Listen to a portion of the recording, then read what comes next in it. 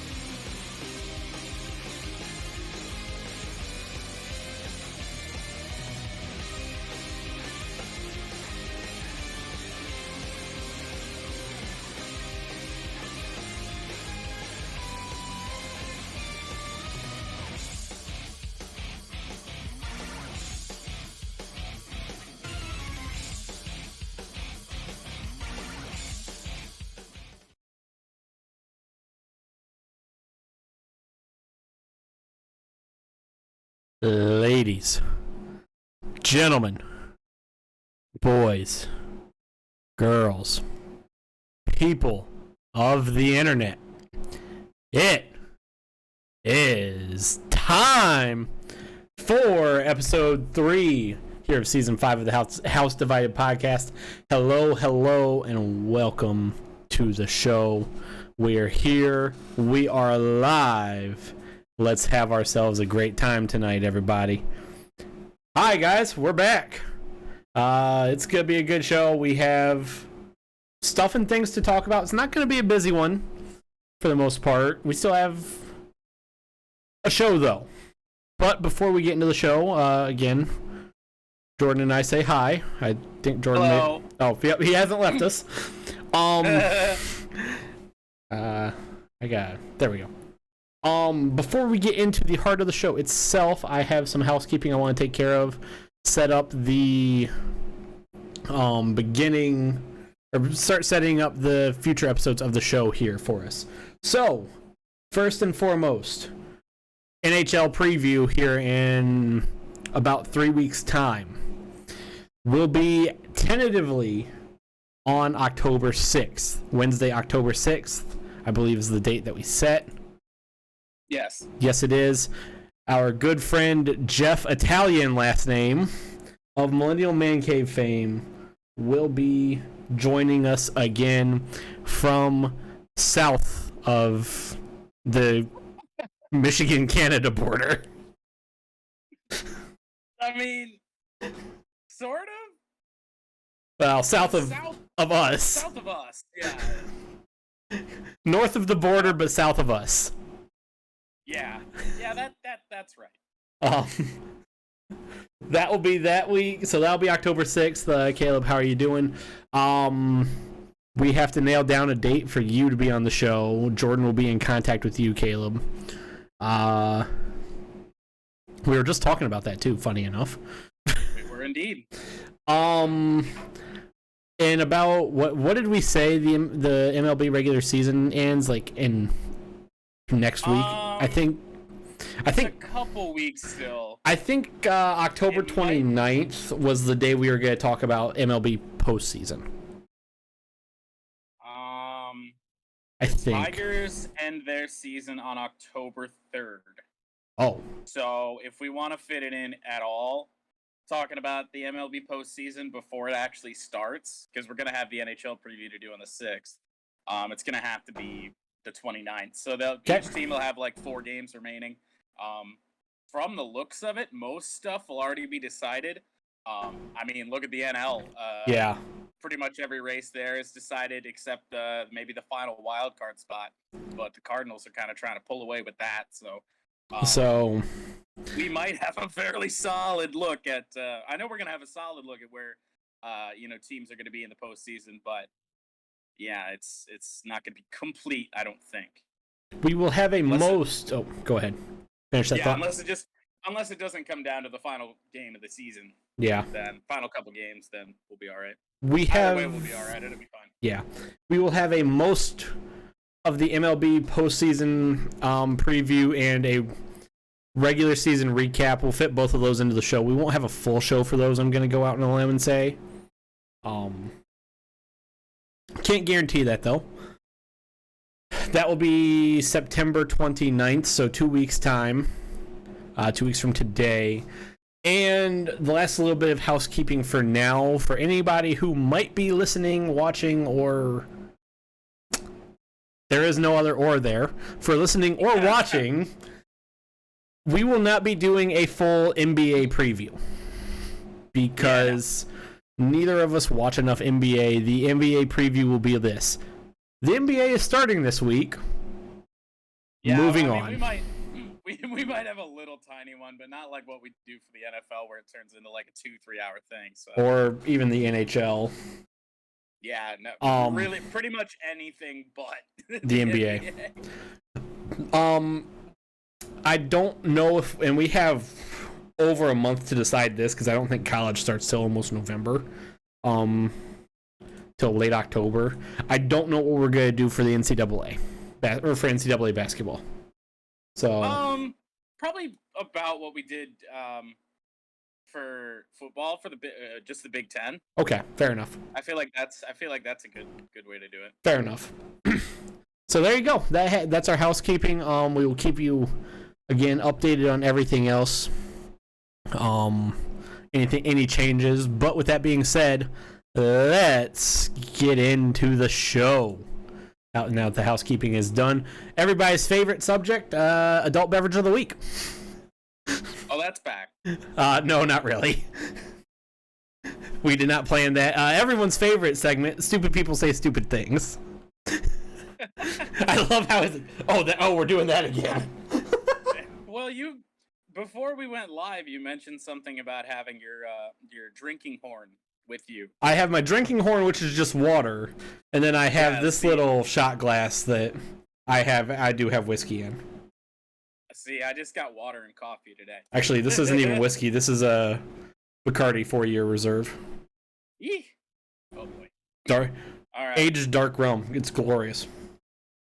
So I don't know where to start with stupid people say stupid. I have 3. I have 1, 2, 3, 4, but 2 of them aren't much of anything. So I guess I'll start off with these. The Lions and 49ers game, which we will get into a deeper review shortly. A couple of these, in fact, no, only 2 of them have something to do with that. The Detroit Lions on CBS Sports posted something. Oh about, God, it wasn't that. The post itself wasn't that bad. No, I know what you're talking about. I saw the comment and. Oh, the one that I replied to? Yep. Okay. So I saw it like 10 minutes before we went live. CBS posted something like, one sentence to describe, each team and after 1 week of the NFL. And the Lions was they ain't gonna quit or something along those lines. Not gonna roll over, yeah. Yeah. And some guy goes, don't confuse a comeback, and this is poorly worded, so I'm going to try and read this the best I can.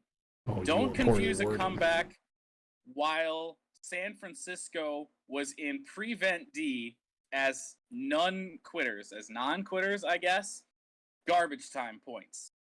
Do between the start and 58 minutes of the game. So he says, forget the comeback and everything. Just focus on all the bad stuff is what this guy wants. Yep. And then he says, this is a long rebuild. And there's a couple problems with that. And I pointed them out to him. And I said, look, the Lions made plays. Like in years past, yeah, like we would just, fall behind, take advantage of the soft defense, and, put up meaningless stats and still lose by 14. But this was both sides of the ball making plays. Like, you look at Trey Flowers with the forced fumble, Austin Seibert with the onside kick. They got 2 2-point conversions when they were scoring those touchdowns. Even if it was like a soft zone D, it doesn't matter. With 2-point conversions, soft zone doesn't matter because you can't play a soft zone. They're not playing soft zone on a 2-point conversion from the 2-yard line. Yeah. But even if they got there by taking advantage of the soft zone, it wasn't prevent, by the way. There is a difference. Yeah. Then you still, without those 2-point conversions, it didn't matter anyway. And so I just tried to point that out to this guy. Did not hear back from him, unfortunately. Probably won't. No, I probably won't. Our second Stupid People Say Stupid Things, mine anyway, takes us to the Bears and the Rams. Oh, yes. And more specifically, obviously a lot of like Detroit news sources have been posting quite a bit about Matthew Stafford and what he did on Sunday Night Football out there in LA. Oh, darn. This isn't going to be similar. These aren't going to be related to two of mine, but continue. Oh, boy. So this is on a post that was made by 97 Won the Ticket, who oddly enough is not the person saying the stupid thing. Man, this can't be this person's real name. I'm half tempted to say it because there's no way. Ty Cobb. Ty Cobb. Ty Cobb. Yeah. About Matthew Stafford, he says, really padded them stats yesterday. So, of course, that goes back to the whole narrative when he was in Detroit. Oh, it's stat Padford. Lions suck. Stafford sucks. They just take advantage of that soft zone again, and they just throw for 300 yards all the time. Really padded them stats yesterday. Oh, yeah? They won. Oh, my gosh. How do you pad stats in a win? Oh, my gosh. Once you said 97, I knew that's what was going to happen. I just wasn't expecting the name. I'm still on that. Yeah, I can't believe that one. Oh, that's a... I'm going to save the one that you're going to love the best for last here. Oh, yes. I don't even remember where this post was, and I did tell you about this one. Again, I need some water. To the Lions. Again, back to the Lions game. I can't even read this man's name on Twitter, so I'm just gonna not. I don't know what's going on there. He said refs kept the Lions in this game. And, well, my simple question to this man was how? Like, again, the Lions made plays and the 49ers were goofing up left and right. The Deebo Samuel fumble. George Kittle took an onside kick right off his face. Like, oops. They screwed up. They let us back in that game. It had nothing to do with the refs. And so I literally said, I've got to hear this. What calls did they miss? And I had not only the original guy who posted it, but another guy come in and said, well, Joey Bosa was getting held all game. 49ers fans say that after every single game because in their mind... It was Nick Bosa, but still, yes. Oh, yes, not Joey Bosa, Nick Bosa, yes. In their mind, Nick Bosa gets held in every single game that he plays, and the NFL officials just say, I'm not going to call it. That's literally what they think. I'm going to stop and address this from Twitch chat. When do the refs ever actually keep Detroit in games? Well, and that's a point that I tried to make to these fools that I will get to in time. Oh, okay. Yeah. Continue then. Yeah, so they say that you know, Nick Bosa's just getting held the entire game. Okay, well then, was it a problem when you were up 38-10? Like, if it happened all game, then clearly you guys shouldn't have been up that big, right? You shouldn't have been up 4 touchdowns. And yeah. I was like, look, unlike what you want to believe, they didn't call holding all game. They didn't call offensive penalties all game. That was just standard all throughout. I don't know if there was a holding call. There might have been one, and I think it was on Detroit in the entire game.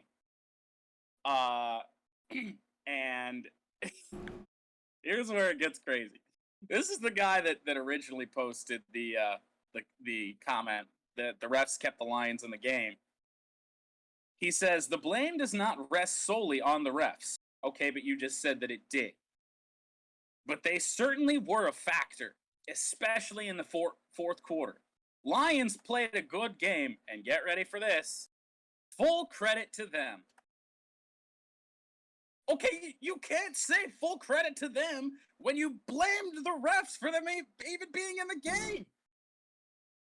It doesn't make any sense. I'm going to be out of booze before we get through this segment. Good God. Blah, blah, blah. The other guy chimed back in, and that's the one that said, blah, blah, blah, Nick Bosa, Lions had no chance, fact, in all caps. And I just told the dude, I was like, look, you got to hold your team accountable, man. Like, they're the ones that screwed up. If Kittle doesn't take an onside kick off his face, Deebo Samuel doesn't fumble, even with these penalties that you think weren't getting called, it's still a blowout. San Fran still probably wins by 2-3 touchdowns. Goodness. So then I had mentioned something. There was a Lions fan that chimed in somewhere in there. And I was like, look, these people don't understand that the Lions don't get help from the NFL. They don't. They are the single most boned by the NFL in league history. And so I didn't even actually reply to the people that were the Niners fans here, but they went and just found it anyway. And he says, you're preaching about holding your team accountable, but are willing to attribute 30 years of ineptitude to the NFL officials. I said, no, you're not understanding. Like, yeah, the officials have screwed over the Detroit Lions systematically for their entire existence. Yeah. But I don't blame our failure on the refs. We're a poorly run organization, and we have been for a long time. And I told him, I was like, look, if you look back, unbiased, you will see that we've been on the losing end of some of the worst calls in NFL history. And then that's when he dropped the line, I think a thorough review of any franchise history will reveal numerous bad calls that cost them important games. The Lions don't have any more than any other franchise that's been around as long as they have, which is just absolutely false. And at that point, I stopped responding to this man because I was not getting it. So that wraps up that one. And then finally wrapping up my portion of stupid people saying stupid things. This was a post. Now, this is not the stupid thing, by the Cincinnati Bengals. Oh, the Bengals did a lot of stupid things on Sunday. This was actually today. I believe it was the NFL on Fox and said, raise your hand if your team is still undefeated or something. And the Bengals quote tweeted him and said, us. And then, I don't know how I ended up looking through the replies of this tweet. We have Thomas Grasso on Twitter. And this guy is a Bengals fan. This is a two-part stupid people saying stupid things. We have two stupid things back to back, right in the same thread. Bengals fan, who is also a Cardinals fan, apparently, because you guys play the Bears this week. He says, we might beat Chicago by 30.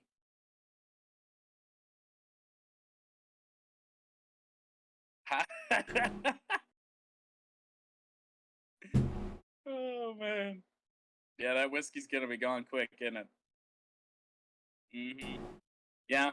So there's a Bengals fan that thinks that the Bengals are gonna beat the Bears by 30 points. Followed up by Bear Down DJ, and you're really gonna love this one. He says, LMAO, hilarious. And I don't even know if I could say this next part without laughing. How the fuck are y'all gonna stop Andy Dalton?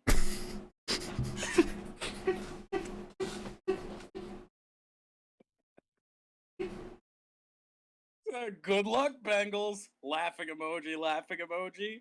Time. Oh no. Oh no.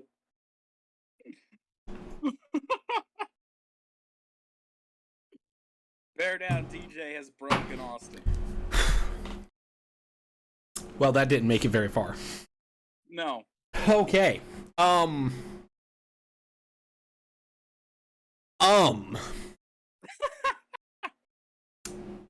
Two very opposite ends of the stupid spectrum here.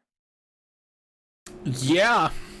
All I'm going to say, the Bengals defense might not need to stop Andy Dalton. He stops himself. Andy Dalton, I do believe, was the worst quarterback in week 1. Fitting. At least fantasy-wise. I don't know about... Why would anyone have him starting on a fantasy football team? Why would anyone have him on a fantasy football team? It's a very good question, and I don't know if they do. I want to see his starting percentage. Now that we talk about it, probably some Bears fan saying stupid things. Let's see here. Please, where are you? I need some water.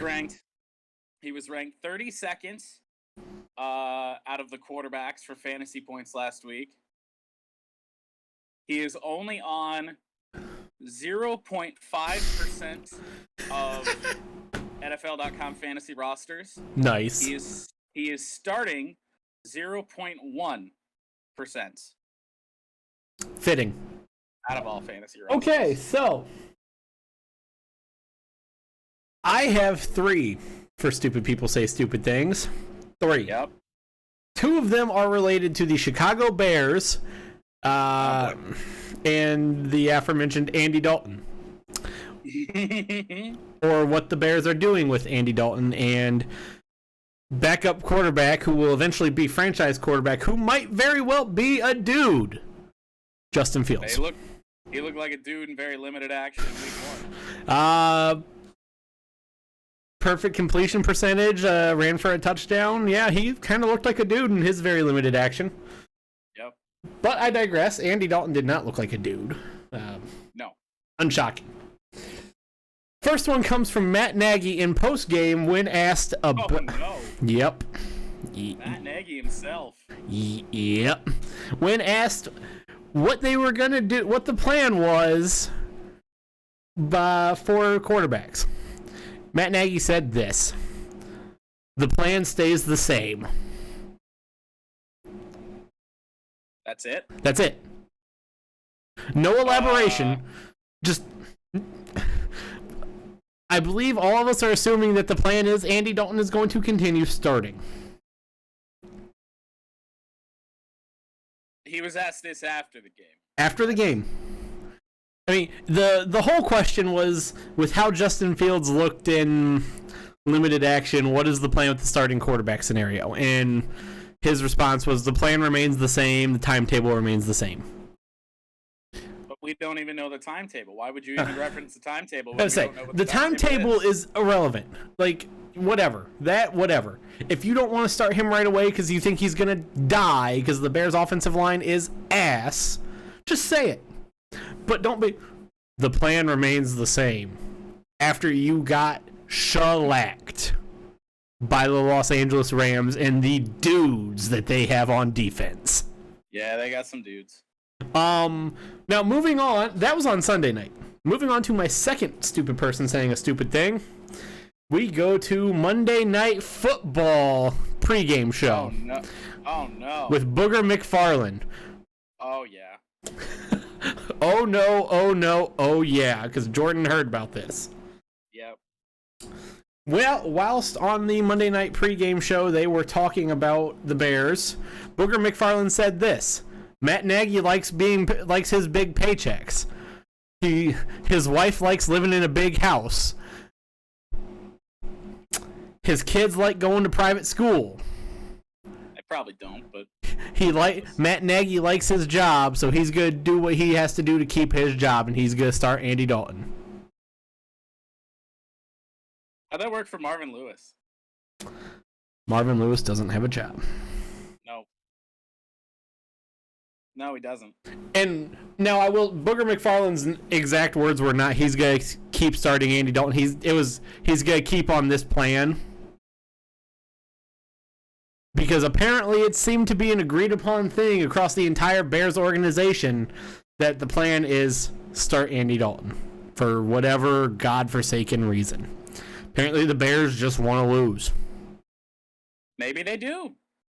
And finally, my final stupid person saying a stupid thing was a late entry. This came in at about 4:25 today, this afternoon. Oh, no.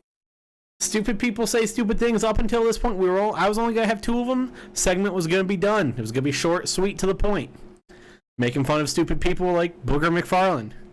But in comes Horace on Twitter. I already forgot about Horace. I wish I could. College Football on Fox posted an infographic or a little graphic of what college every starting quarterback went to. Every NFL starting quarterback went to this from week 1. And as of right now, Oklahoma football has the most starting quarterbacks in the NFL at 3 out of 32. And then here comes Horace. Fucking Horace. Says that at large elephants on Twitter. Yeah. Elephants is spelled wrong. Get a good kick out of large elephants. Still don't mint they was grease touching back down to the hairy end. Wanted one more than 2 of it, then dancing by the dentist chair. Hashtag roll tide. That's University of Alabama education right there. I don't even think that's University of Alabama. That's Alabama public school. I don't even think this one can make it to university. Hey, it's Alabama, man. He might be a genius by Alabama standards. All I'm gonna say, and I don't do this very often, but I clicked on Horace's profile just to see if this guy was just a massive troll. And maybe he was just drunk, a little drunk tweeting. Yeah, I went to see if he was just trolling or drunk tweeting. Here's a tweet from him on May 9th. Happy Football Mother's Day at Mama Saban and him football mama-ing around his players that he made meat with. And keeping his mama swabs in pouches. So, Horace, what does any of this mean? Can we please get Horace on the show? I don't know if I want him on the show, man. He would reply like with, we'd ask him like, hey, would you like to make an appearance? He'd just be like, creamed corn. Yeah. Is that a yes or a no? Roll Tide. It just be Roll Tide. What does that mean? So Horace, poor fuck. What in the Alabama fried fuck are you smoking? Congratulations. He's in the Hall of Fame. He's gonna win. Stupid people saying stupid things. Hall of Fame. He's gonna win. One that there's a Twitch clip of that was very, very similar, but that was on Facebook, so I doubt it was Horace. Could you imagine if it was Horace? Oh my god, that'd be glorious. But I don't think it was. That was on Twitter. Horace, or on Facebook rather. Horace is gonna make stupid. He's gonna stupid person saying a stupid thing of the year. He's gonna win it from at least my portion. He just might. Like, unless someone else says something stupid, he's my winner. He's going to be my winner of stupid person of the year. He fried that fried my brain when you showed me that this morning. It was bad. So that is Horace is not a dude. No, Horace is not a dude. He will never be a dude. He will not ever be a guy nor a man. He will be a bum. Forever. So, moving on from... a bum. And again, and I forgot, I didn't put the graphic in with this week. Here's how it goes. Bum. Guy. Man. Dude.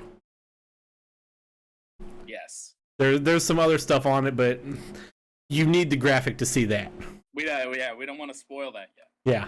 So moving on to the news finally, though. Yes. Oh my gosh. Yeah, let's get to the news.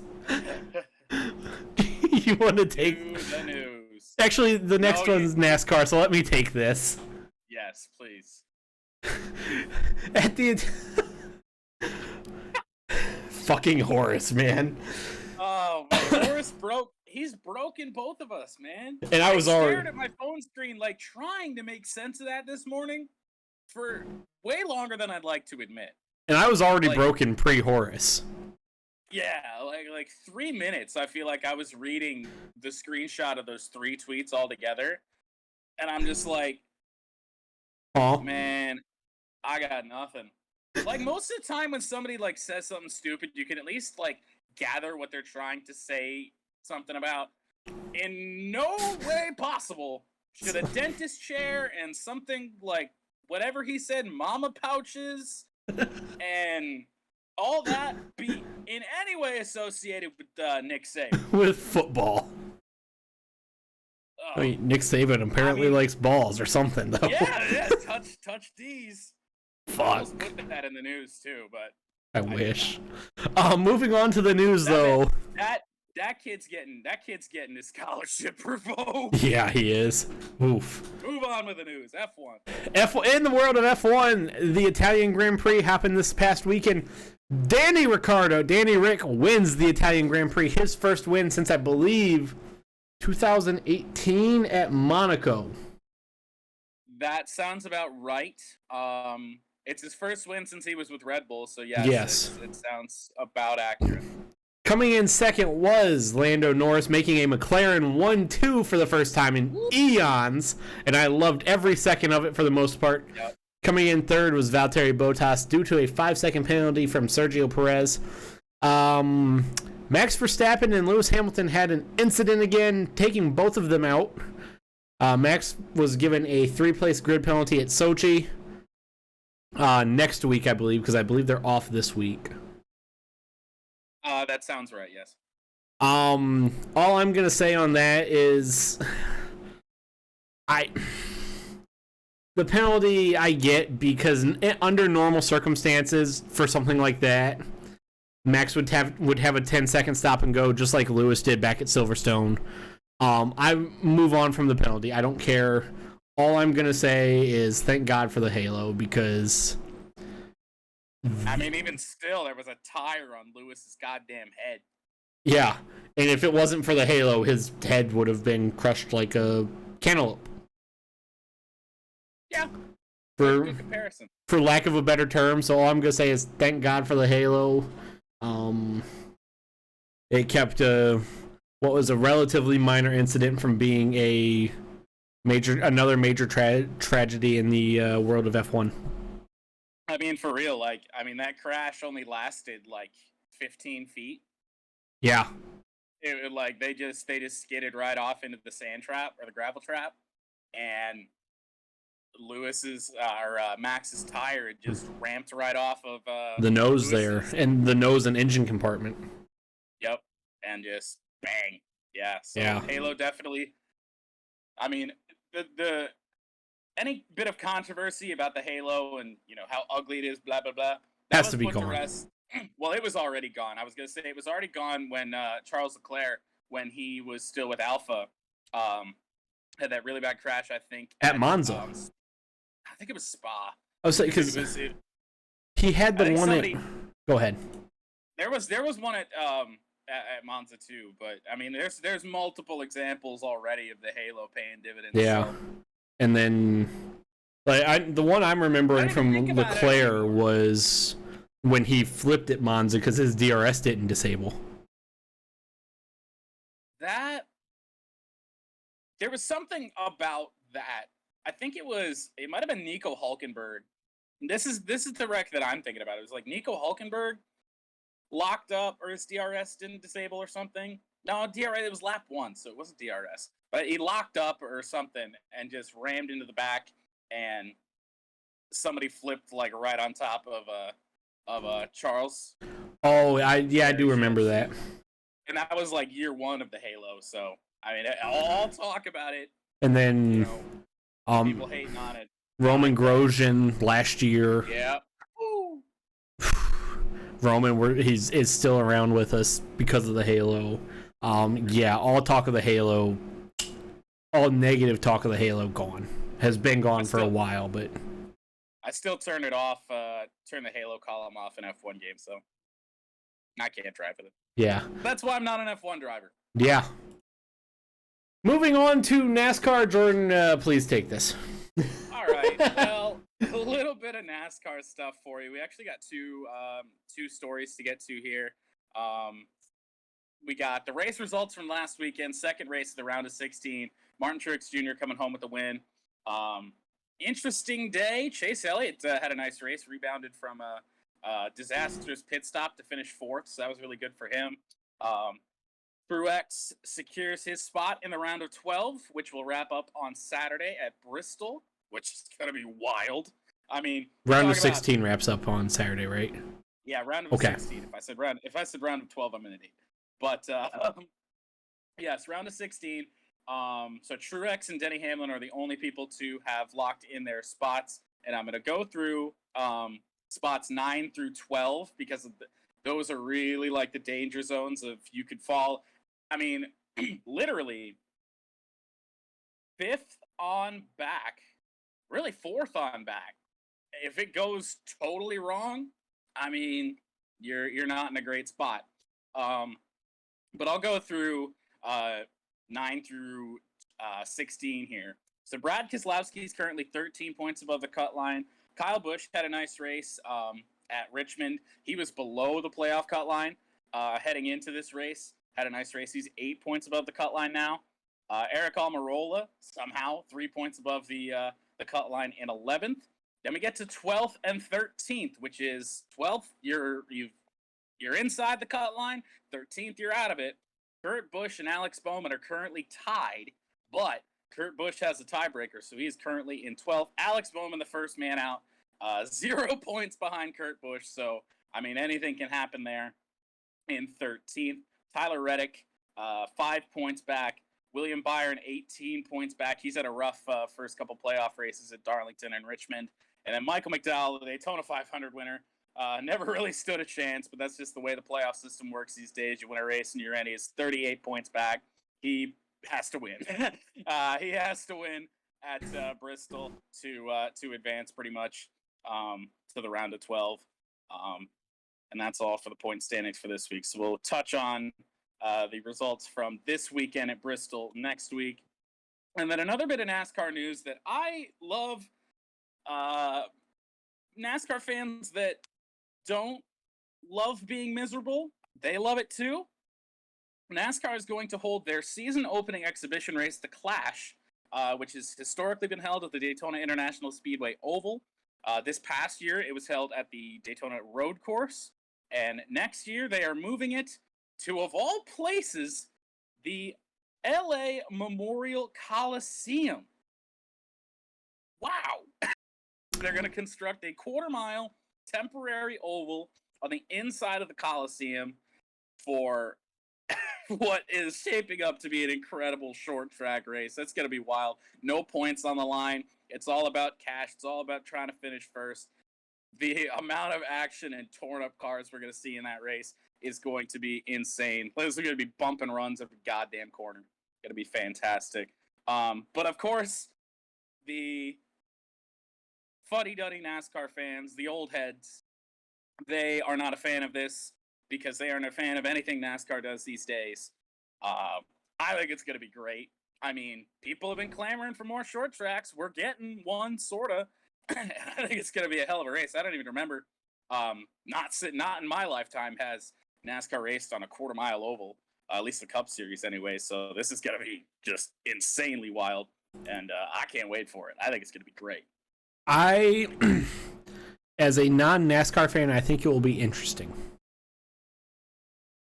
That's all I got to say on that. Like, I don't have a lot to add to it. I think it could be interesting. I mean, that's the kind of racing that these fans that are always complaining, we want more short tracks. It's the kind of racing they want. Yeah. But because it's not at some old rundown place in North Carolina, they don't want it. It's just like, I mean, constructing a temporary track at the Coliseum is going to cost you way less than rebuilding North Wilkesboro Speedway. So, yes. You know, you already got the stadium, you already got the stands. You just got to, get the track down there. Can fit 100,000 people plus there. Yeah, and I mean, of all the things that the LA Coliseum has held in its 98-year history, Olympics, several times. It has held racing before, but not NASCAR. I'm going to say it's held the Olympics, it's held World Cup Twice. games. I mean, Women's World Cup, but still.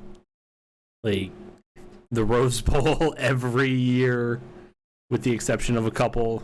This is interesting. The USC Trojans. USC Trojans, UCLA. You might have heard of them. Maybe.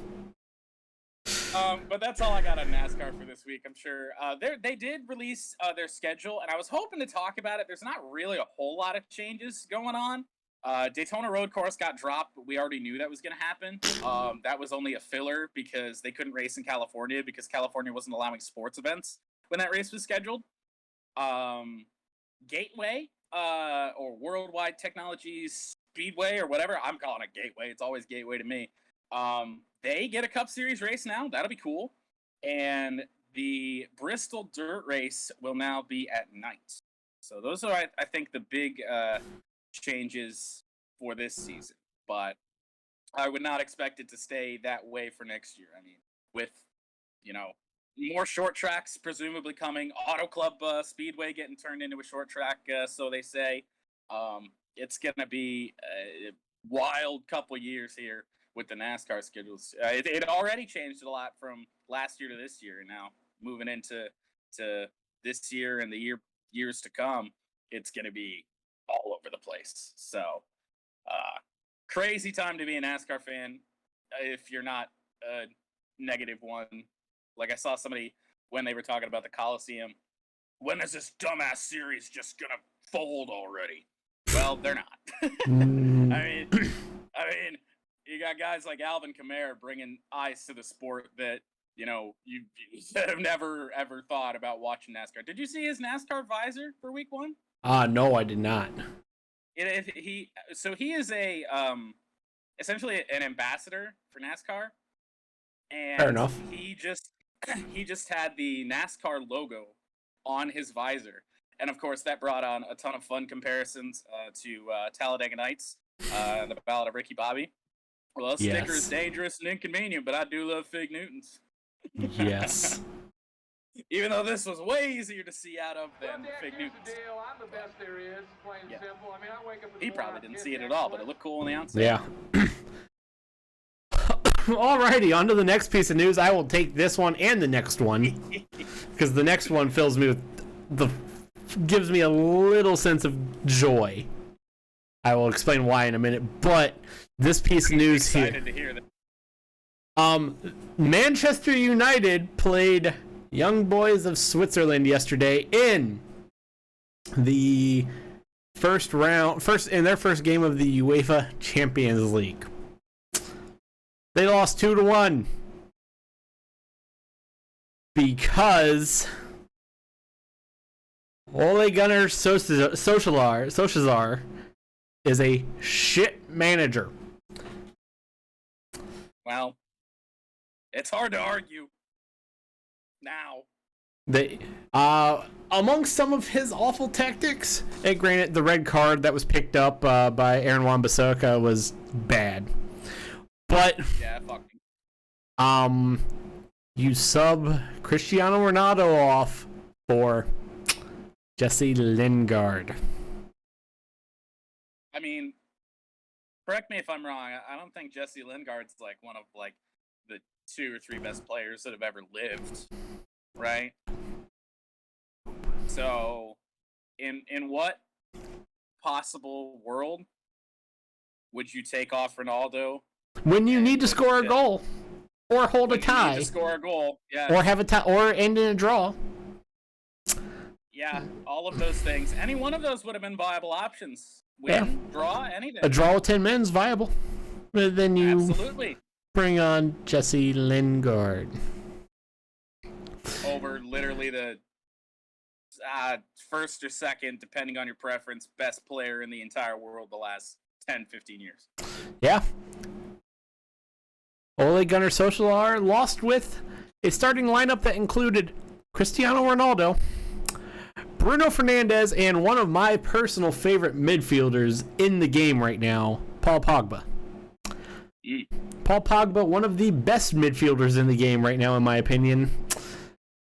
And some guy named David De Gea, who's, from what I've been told, is a decent goalkeeper.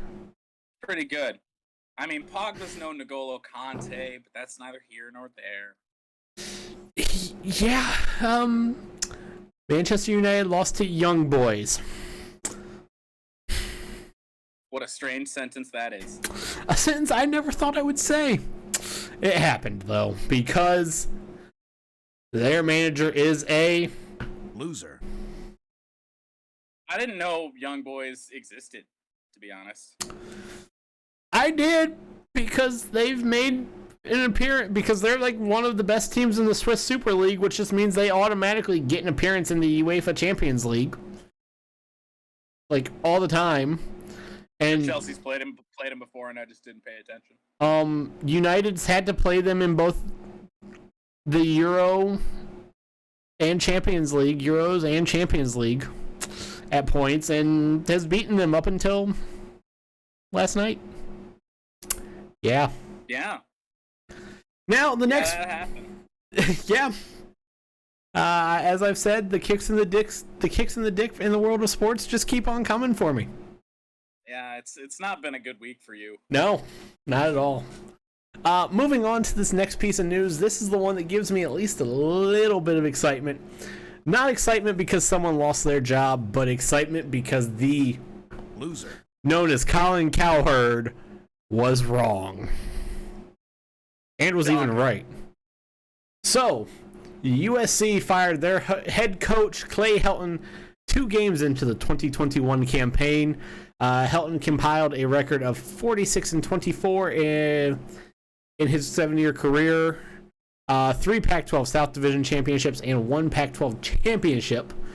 The reason why I'm excited about this was because as you may or may not have known, if you watched last week's episode, Colin Cowherd was on Stupid People Saying Stupid Things because he's about this very team. about this very team, saying he was excited to have excited to live in a city, he lives in Los Angeles, that has 2 college football powerhouses. And then, well, things happened to USC that we'll talk about here in a little bit. They lost a lot to not enough to Stanford, to an unranked Stanford team, but more on that soon. And then this caused Colin Cowherd to make a complete 180 and quintuple down on his hate for Clay Helton because Colin Cowherd is, as I have said, a Loser. And then Clay Helton got fired. Again, Yes. I'm not excited that Clay Helton got fired. It's terrible that someone's out of their job because Clay Helton actually did a pretty good job. I mean, nobody's been able to get USC back to where they were with Pete Carroll. With Pete Carroll, I mean, since Carroll left. Yeah. But They had Sarkisian there. Kiffin. Lane Kiffin. Steve Sarkisian got. Was that Orgeron there? No, I Where don't. was he he was in Oregon.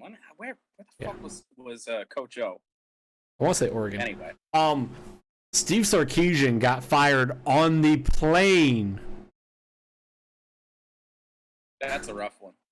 Not quite as bad as good old Brett Bielema getting fired mid-game, but USC lost a game, and then as they were going back to the plane, Sark got flat out fired before they even made it back home. He was probably lucky that they gave him a flight home and didn't say, "Hey, go fuck yourself. You're fired." Right. Yeah, go find a rental car. Coach O was the defensive coordinator and D-line coach from 2010 to 2013 and interim head coach at USC in 2013.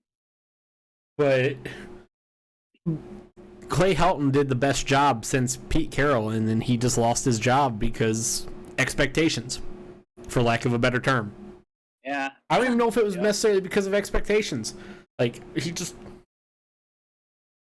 Well, it is expectations for USC because USC is in a way like Michigan, where they had their success in the past and haven't been able to get it back yet. And for USC, Clay Helton wasn't doing it for him, so they booted him. I mean, this last loss was rough. I mean, it was. I would have let him finish out the season, though. I'm not going to say anything about Michigan because, well, a guy who has not had a whole ton of success, at least in the final couple weeks of the season against big rivals and in postseason, is still at Michigan because they gave him a lifetime contract. Well, they haven't given him a lifetime contract, but they might as well have. Yeah, but I digress. A couple rumors, even though Urban Meyer has only coached one game for the Jacksonville Jaguars, USC supposedly wants him, or at least people are saying that USC should try and bring him in. Urban Meyer, his wife Shelly, and someone else apparently has said there is 0 chance. So let me say this because I was watching. You knew it was coming. I was watching Pat McAfee right before we got on here today, and he had an interview today with Michael Lombardi, who is actually kind of the one that sparked all of that. And he said that he had a source from Columbus say Urban to USC, and Michael Lombardi's like, no way, fucking no way. And the guy goes, want to bet? So I still don't think it's gonna happen. But it's not unprecedented. I mean, we have seen college coaches that have made the jump to the NFL realize, hey, this shit ain't for me, and just boogie on out of there mid-season. I think one game is pretty quick to make that decision for Urban Meyer, but I mean, hey, maybe some health issues come up and he gets on out of there, retires again. I think Going over to USC. I've said that, and I've more or less said this with Ohio State. I figured the only way he was going to get back into coaching was Notre Dame because that's where he started his career. After he left Ohio State, I think Jacksonville is a more or less final retirement spot. He has family in the area. I think this is a last stop for him. It's hard to say. Urban Meyer has come out of retirement before, but I think a couple times now with his grandkid, he wants to spend time. He's gonna want to spend time with his grandkids at some point. Go want to spend time with his family at some point. Everywhere he's gone in terms of coaching there's been ties to it. He has literally zero ties to USC other than the fact that when he was a coach at Notre Dame with a man that he respects in Lou Holtz, USC was a hated rival. So I don't see it.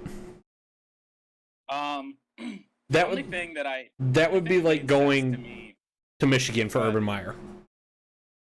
You know, I thought about that. I was like, what if they fire Harbaugh and then fucking Urban Meyer comes? I don't know if I really want him.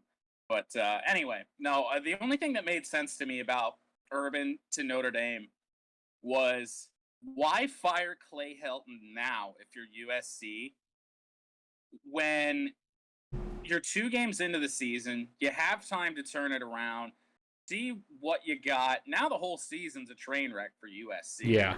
I mean, it might have been anyway, but now you're committed to it being a train wreck. And Lombardi made this point. He said, why fire him now if you aren't trying to go after a guy like that? I'm sure USC probably is. They're probably trying to go after him. Or Dabo Sweeney, or I've seen rumors of Nick Saban. Nick Saban's not going to leave fucking Bama. He ain't leaving Alabama to go to USC. Brian Kelly, who I could see Brian Kelly being that kind of scumbag that would go to his Chip Kelly. I've seen Brian Kelly too, which I'd say Chip Kelly with that. I mean, I know he's already in the Pac-12, right, with UCLA, I believe. But that'd be a spot for Chip Kelly. Yeah, Oregon 2.0. But no, I don't think he's going anywhere, especially not mid-season. I mean, what a story that would be. That would be absolutely insane. But I don't think it's gonna happen. Moving on. I'll take this piece of news. You take the last two. Just because you know more about these last two than I do. Marginally. Week 1 TV ratings for the NFL see a 7% increase from last season. Not a lot to say here. I mean, the only reason I included this in here was just because there's always those people that say, well, the NFL's dying, NFL's on its way out, man, it's not gonna be around much longer. I mean, the extreme people that just hate the NFL because they're a libtard platform or whatever. Yeah. Really, it's more notable simply just to see the effect that no fans in the stands last year had on viewership, because it was a weird experience. Yeah. Even just watching a game from home without fans. So I think that 7% increase, I mean, really speaks to the amount of people that were turned off from the NFL simply because there wasn't that crowd atmosphere. That's really the only reason I put that in there. I will say I would like to see from 2019 week 1 to this year week 1, both in TV ratings and then ticket sales, just across the league. That I would find more interesting than just last year. Yeah, I would say ticket sales are probably up because you got those 2 big new stadiums in LA and Las Vegas. So, I mean, I don't even know if it would be a fair comparison on that. But yeah, anyway, I mean, still. I just thought it was a quick little note to throw in there. Go ahead and wrap up the news here for us real quick. All right, not much to say on this one, but it's still the NBA offseason. Training camp hasn't even started yet, and John Wall and the Houston Rockets have already decided he ain't playing for Houston this year, and they are working on a trade. And the reason I brought this up, I don't think it's a possibility. Do you want him on the Cavs? I want the Cavs to lose as many games as possible. Okay, fair enough. I don't want them on the Pistons. I already don't want Trey Lyles on the Pistons, but for whatever reason he's there, probably taking time away from guys like Luka Garza or something like that that could really use it. But anyway, quick note on John Wall. I want Dan Gilbert to sell the Cavs. Yeah, but the problem is then he's just going to come to Detroit and he's going to buy the Pistons off Tom Gores. I want Dan Gilbert to sell the Cavs to a jar of dirt. Yeah, I don't want Dan Gilbert doing nothing with Detroit. Him and Tom Gores are already buds, so I don't want him involved in the ownership whatsoever. And then finally, our last bit of news this week, if you can call it that, the Carolina Panthers debuted something called a mixed reality Panther at games. That is what is pictured right below my face.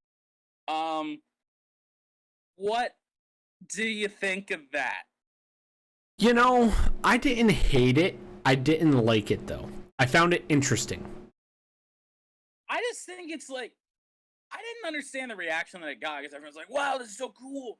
It's just like, unless you're in the stadium, how can you like really enjoy it? You know? Oh, I agree. I think, like I said, I thought it was interesting. I think a lot of people are like, oh my god, this is so cool, because it's just new. And, you know... The funny thing is that it's not. The Ravens did this like 3 years ago. I mean, it's not new, but... New for them. Yeah. That Panther killed about 50 people when it landed on the field. Oops. Like I said, I found it. Maybe they shouldn't do that during warm-ups because that Panther killed the entire team. Yeah, maybe. I mean, they still beat the Jets, so that they did. More on that in a little bit too, but that they did. But that's all I got on that. I thought I'd mention it. Listen, I didn't hate it, but a quirky way to end the news. I don't hate it. I mean, it's fun. It's game day experience or whatnot. Yeah, It's very strange, though. What does mixed reality mean? Apparently, like a CGI thing on like a real picture or something? I think so, or augmented reality with CGI. I can't remember. If so, WWE is doing the same damn shit. I hate it there, but I digress. Shall we move on into the top 25 recap for college football? I will take this segment for the most part, because this is one of my favorite segments as a college football guy. Let me pull the notes back up. Top 25 of college football. We start with number 1, Alabama. They played Mercer. It was a bloodbath. Alabama won 48-14. Moving on to number 2, Georgia. They played University of Alabama, Birmingham. This one was also, it was a beatdown. It was ugly. It wasn't pretty. If you were UAB, Georgia won huge, 56-7. Moving on to number 3, Ohio State. They lost 28-35 to number 12, Oregon. Let's stop and talk about this one now. I have a lot to say, but Jordan, if you have anything to add, take it. I feel like I gotta let you go first on this one. This is your thing. This is your team. Oh, sweet baby Jesus, I have things to say about this. First off, I was wrong. I think we were both wrong. I thought Ohio State was going to walk through Oregon. However, especially with Oregon, their 2 best defensive players were on the sidelines in walking boots. Not even just in street clothes, in flat-out walking boots. The game was a punter's battle, making former coach, the Senator, Jim Tressel, proud because Ohio State's punter had himself a day.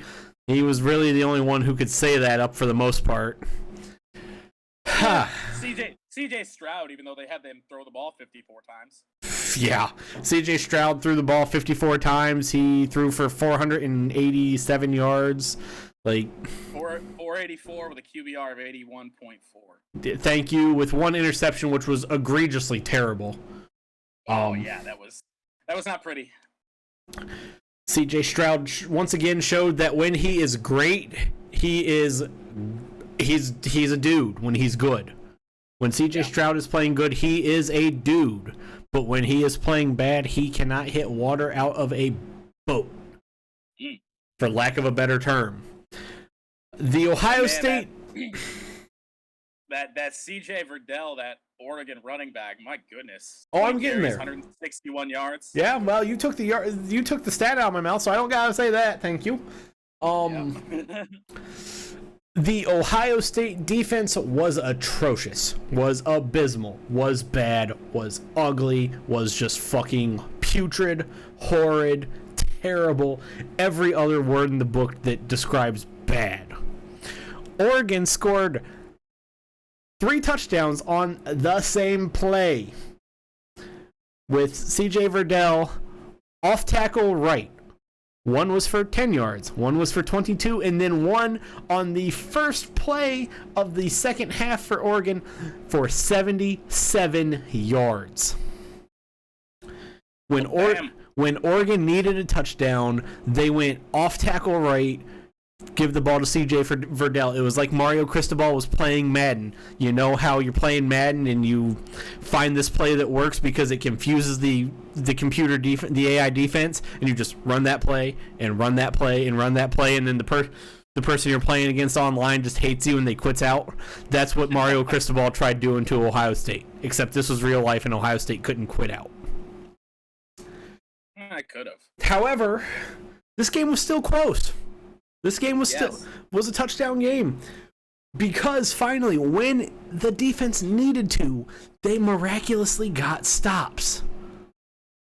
When they needed to, the defense miraculously got stops in the fourth quarter. Not once, not one time, not just 2 times, not just 3 times, but 4 times. And the Ohio State offense laid a fucking egg. One of those times was the CJ Stroud interception to end the game. I'm going to talk more about this later in the show. All I'm going to say is everything that worked against Minnesota, and you can say whatever you want about Oregon being better than Minnesota, and it's all true. It's all fucking true. Let's be honest. Yeah. Minnesota, especially without Mohamed Ibrahim, are fucking bums. Quarterback Tanner Morgan is a bum. The only person on that team for Minnesota that was a dude was Mohamed Ibrahim. Their offensive line were all men, and one of them was a dude because he was 6'9", 370, which is just absurd. That's a big block of man meat right there. Yes. But other than that, Minnesota, they're not good. Oregon is. But everything that worked for Ohio State against Minnesota, whether it be on offense or on defense, everything that worked. The Ohio State coaching staff on both sides of the ball, they just took it and threw it out the fucking window like this. Gone. So, as I say, number 3 Ohio State lost to number 12 Oregon 28-35. Now that I've gotten my piece out of the way, I could have said a lot more angry, violent things, but I'm not. I've gotten my piece out of the way. Do you have anything you want to add? Going to the Ohio State defense, like, it looked like now I didn't watch this game. I was not home to watch it, unfortunately. I caught some highlights and I got some stats, but it just looked like they were not able to get a pass rush on Oregon whatsoever. Didn't record a sack in the game. Only 1 tackle for loss. And that's a combined tackle for loss. I am going to say one thing. Across the entire game, because neither team had a good pass rush. Obviously, CJ Stroud had enough time, even though he threw the ball 55 times, to throw for 484. Oregon was the only team that recorded a sack. Yeah, they had 2. And honestly, looking at the stats, it almost looks to be like Ohio State's was better. Yeah, they didn't record a sack, but they hurt. Ohio State Oregon only had 1 quarterback hurry the entire game, and then those 2 sacks. At least Ohio State had 5 hurries with the 0 sacks. So, I mean, both teams' pass rush didn't look Was putrid. phenomenal. It does not look like it was very good. But they kept their quarterback, this Anthony Brown, upright enough. I mean, he didn't have a great game either. 17 35 for 236. He didn't need to. Yeah, I mean, it's sort of like a Michigan thing that we'll get to later. Except their quarterback actually did something. Yeah, interesting game. I'm really kind of sad that I missed that, but It was definitely the best game of the week. it probably was. And there is one that I found that could have been slightly better that we will talk about in a moment. All right. Anything else to add? Not for that game, no. Okay, moving on. Number 4, Oklahoma. Wow. They did Oklahoma things. They played Western Carolina. They won 76-0. They didn't just do Oklahoma things. Oklahoma things is scoring a lot of points. They did something that Oklahoma doesn't do, which is play defense too and pitch a shutout. I mean, it's Western Carolina, so take it with a grain of salt. But even still, I mean, look at this. Yeah. You shut out anybody. I think you're doing something right. Yep. Number 5, Texas A&M played Colorado. Colorado, as always, played tough, but they couldn't get it done. Texas A&M wins 10-7. I had to figure out where I was at the notes. Number 6, Clemson played South Carolina State, fresh off of their loss last week. Clemson won 49-3. Interesting note here. This was the first time that both Ohio State and Clemson have lost a game in the first 2 weeks of the season since 2014. That sounds about right. I just found that little note interesting there. Moving on, though. Number 7, Cincinnati beat Murray State 42-7. Moving on still. Number 8, Notre Dame squeaks out a win against Toledo, of all teams, 32-29. I did not watch this game. Me neither, but I'm just so very confused about Notre Dame. That's what I was going to get on. Notre Dame, 2 weeks in a row now, has looked awful against bad teams. Toledo, I believe, is 0-2. Florida State, I know, is 0-2. Toledo has just looked ass. Toledo's now 1-1. Oh, Toledo's 1-1. Sorry, Toledo.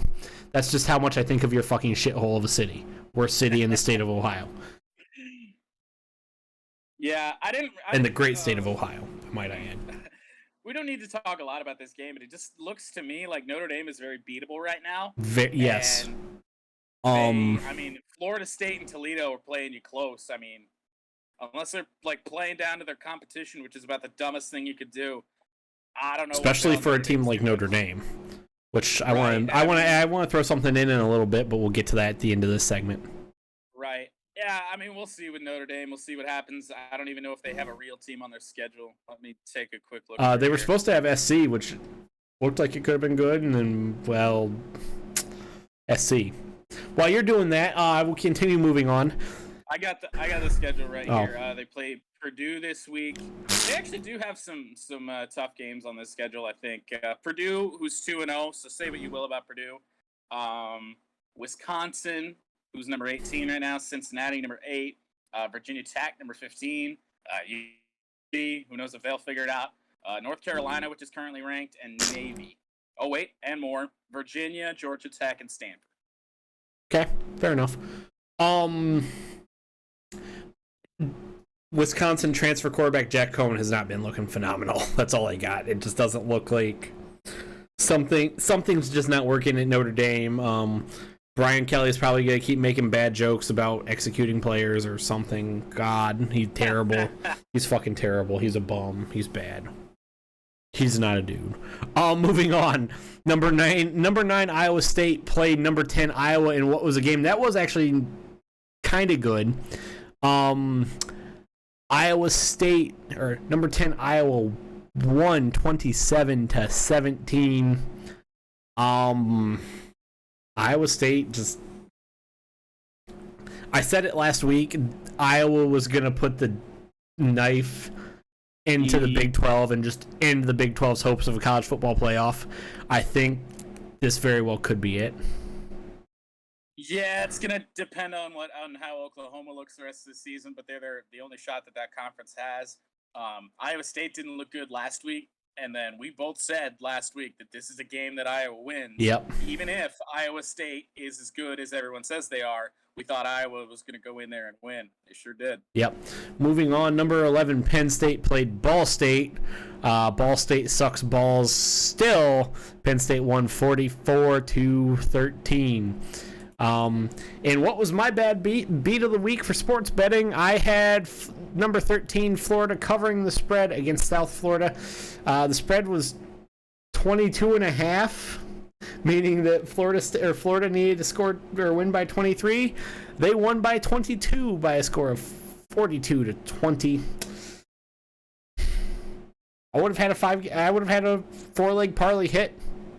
Wouldn't have won a lot of money, but I would have had a 4-leg parlay hit if Florida State was scored one more point. Or not Florida State. Florida scored one more point. Number 14, USC lost to Stanford 42-28. Whew. Stanford doesn't usually score this many points. But no. Wow. Not really since Andrew Luck has been there. Has the offense. Or Christian McCaffrey. Yeah. And I mean, really, quarterback here, fucking, what's his nuts? Tanner McKee of Stanford just put together a solid game, 16 of 23, 234. Solid running game behind him, I guess. Like, it looks like their second string running back, like, broke some big runs, 6 carries for 115 yards. An average of 19.2 with a long of 87. Oh. Yeah.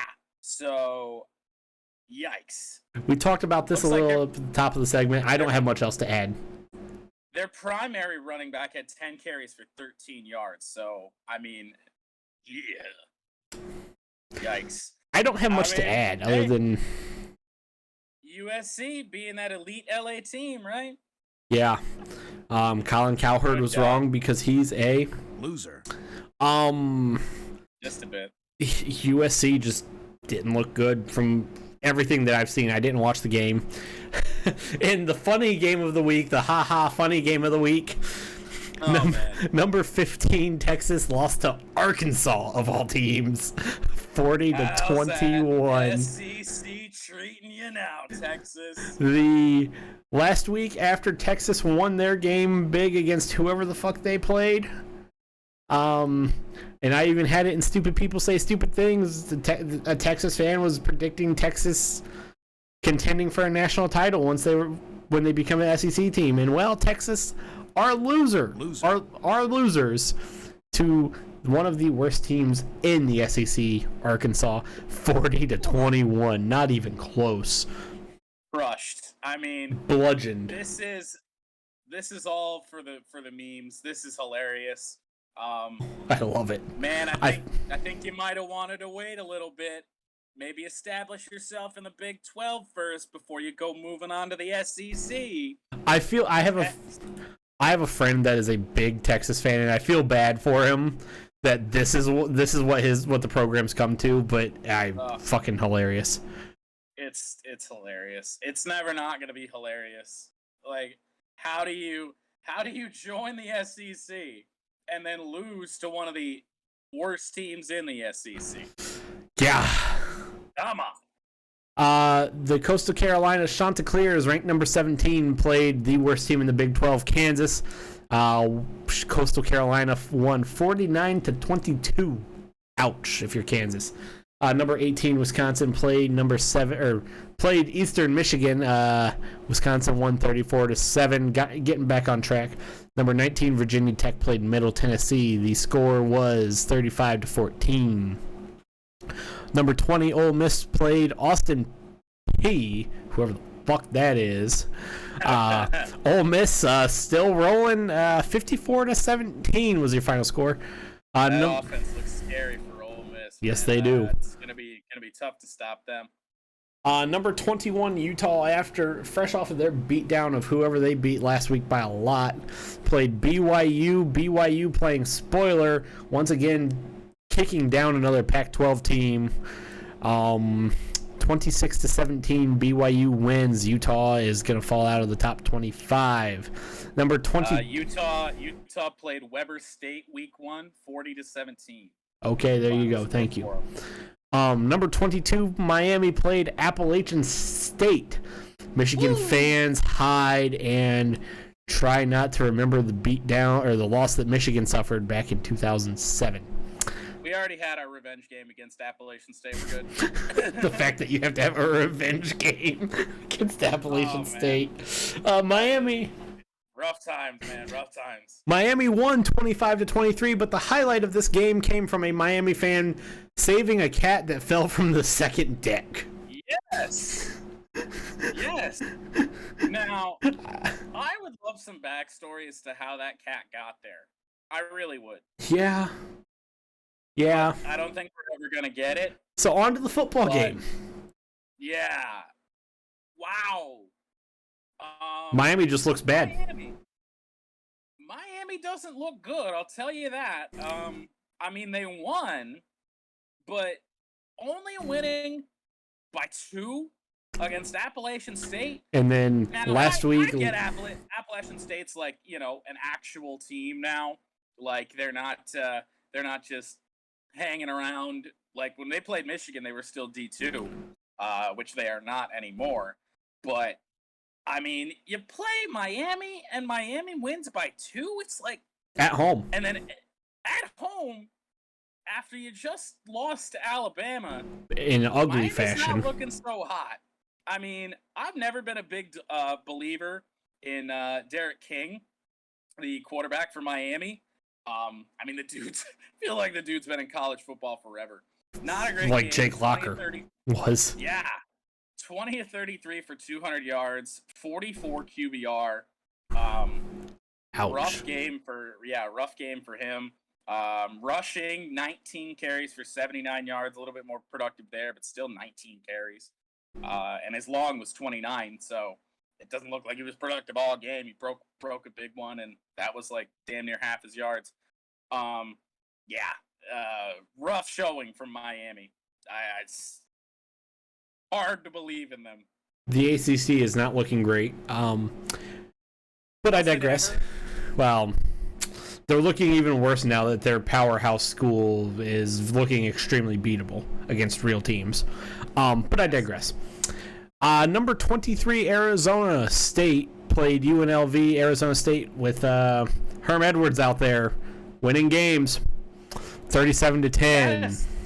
I like Herm Edwards. Seen them win. And finally, in the top 25, number 24, North Carolina hung 59 on Georgia State. Final score 59-17. And I'm going to get up for just a second. I will let you take the Michigan-Washington game. All right. Well, it was a game that happened. In all seriousness, very happy with the Michigan game from this last week. 31-10, the final score against Washington. I know Washington looks to have been heavily overrated coming into this season. They were ranked early on, lost to Montana week 1. Now they're 0-2 after the loss to Michigan, so maybe they're just not good, or maybe Montana's a surprisingly really good team, and maybe we're pretty good too. Time will tell, but interesting game. There really wasn't any bit of doubt throughout the whole thing as to who was the better team and who was going to win. Michigan looked better from the start of the game throughout everything, never trailed. And of course, the big talking point for Michigan and Washington this week is the offense for Michigan and their, call it lack of a passing game, if you will.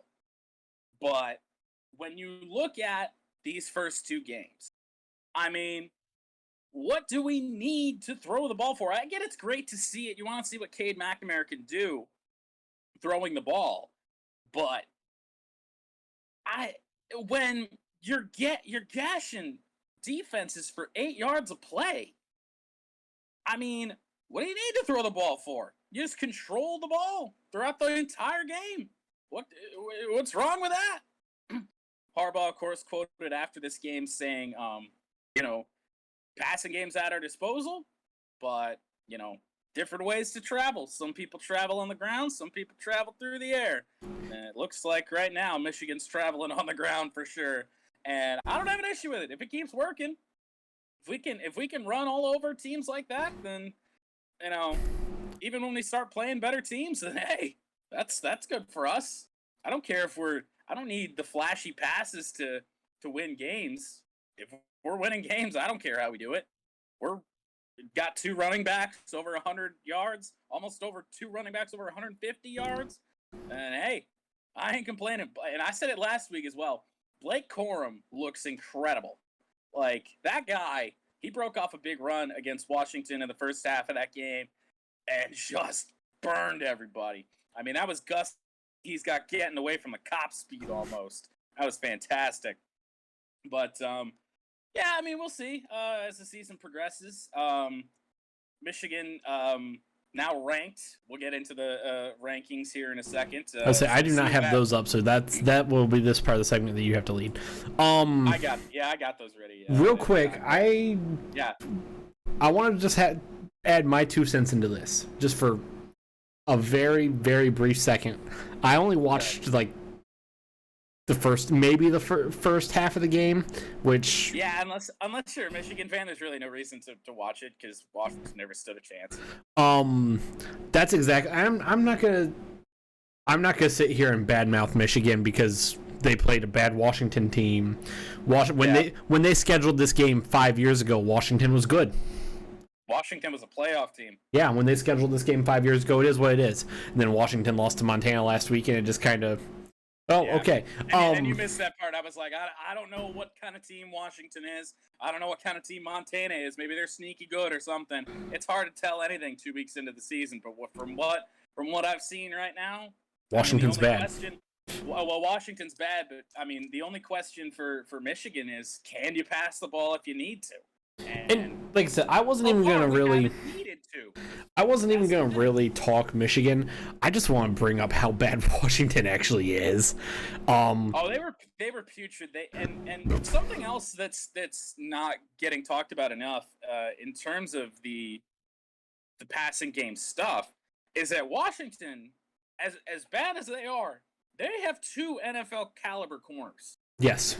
And you saw a great play early on in that game when Cade threw a ball down the sideline and just like one of the most accurate swats you've ever seen. Yes. On that ball out of the air on the far sideline. That was like, whoa. Immaculate. I think it was. Because I remember that. I don't know if this running thing was the game plan going in. It probably was. But if it wasn't and they just switched to that, there's whoa, these corners are legit here. And they just switched it. I mean, then that's good. I mean, why pass the ball? Why play into their strengths if you don't have to? But I don't get. I agree. Washington is so bad. They went, I believe, before they scored their first points. It was like 15 drives or something like that without points. I think it was even more than that. It was like 20-something before they finally scored. Then against Michigan. Like I said, because I turned the game off after the first half. It was like 17, I think, at halftime when I turned the game off. It may have been around there. Let's see when they scored. But Washington score. Play-by-play, scoring plays. They scored a field goal with 5:54 to go in the third. So you think about, that's 6 quarters, almost 7 quarters. In college, you can fit 20 drives in there. Oh, yeah. Especially with how bad you are. So that's really all I got to say on it is, like, no indictment to Michigan because you schedule these games, especially these marquee out-of-conference games. Like when Ohio State scheduled this home and home for Oregon because they go travel to Eugene next year. Ohio State scheduled this back when I was still in high school in 2014. Yeah. Like, that's how far out they schedule these games. So Michigan scheduled this 5, 6, 7 years ago, thinking, yeah, this could be a good one. And yeah, and what sucks if you're Michigan is that, I mean, either way, no matter if you won or lost this game, nothing good's coming. Yes. Because if you win, Washington sucks. If you lose, you suck. You know?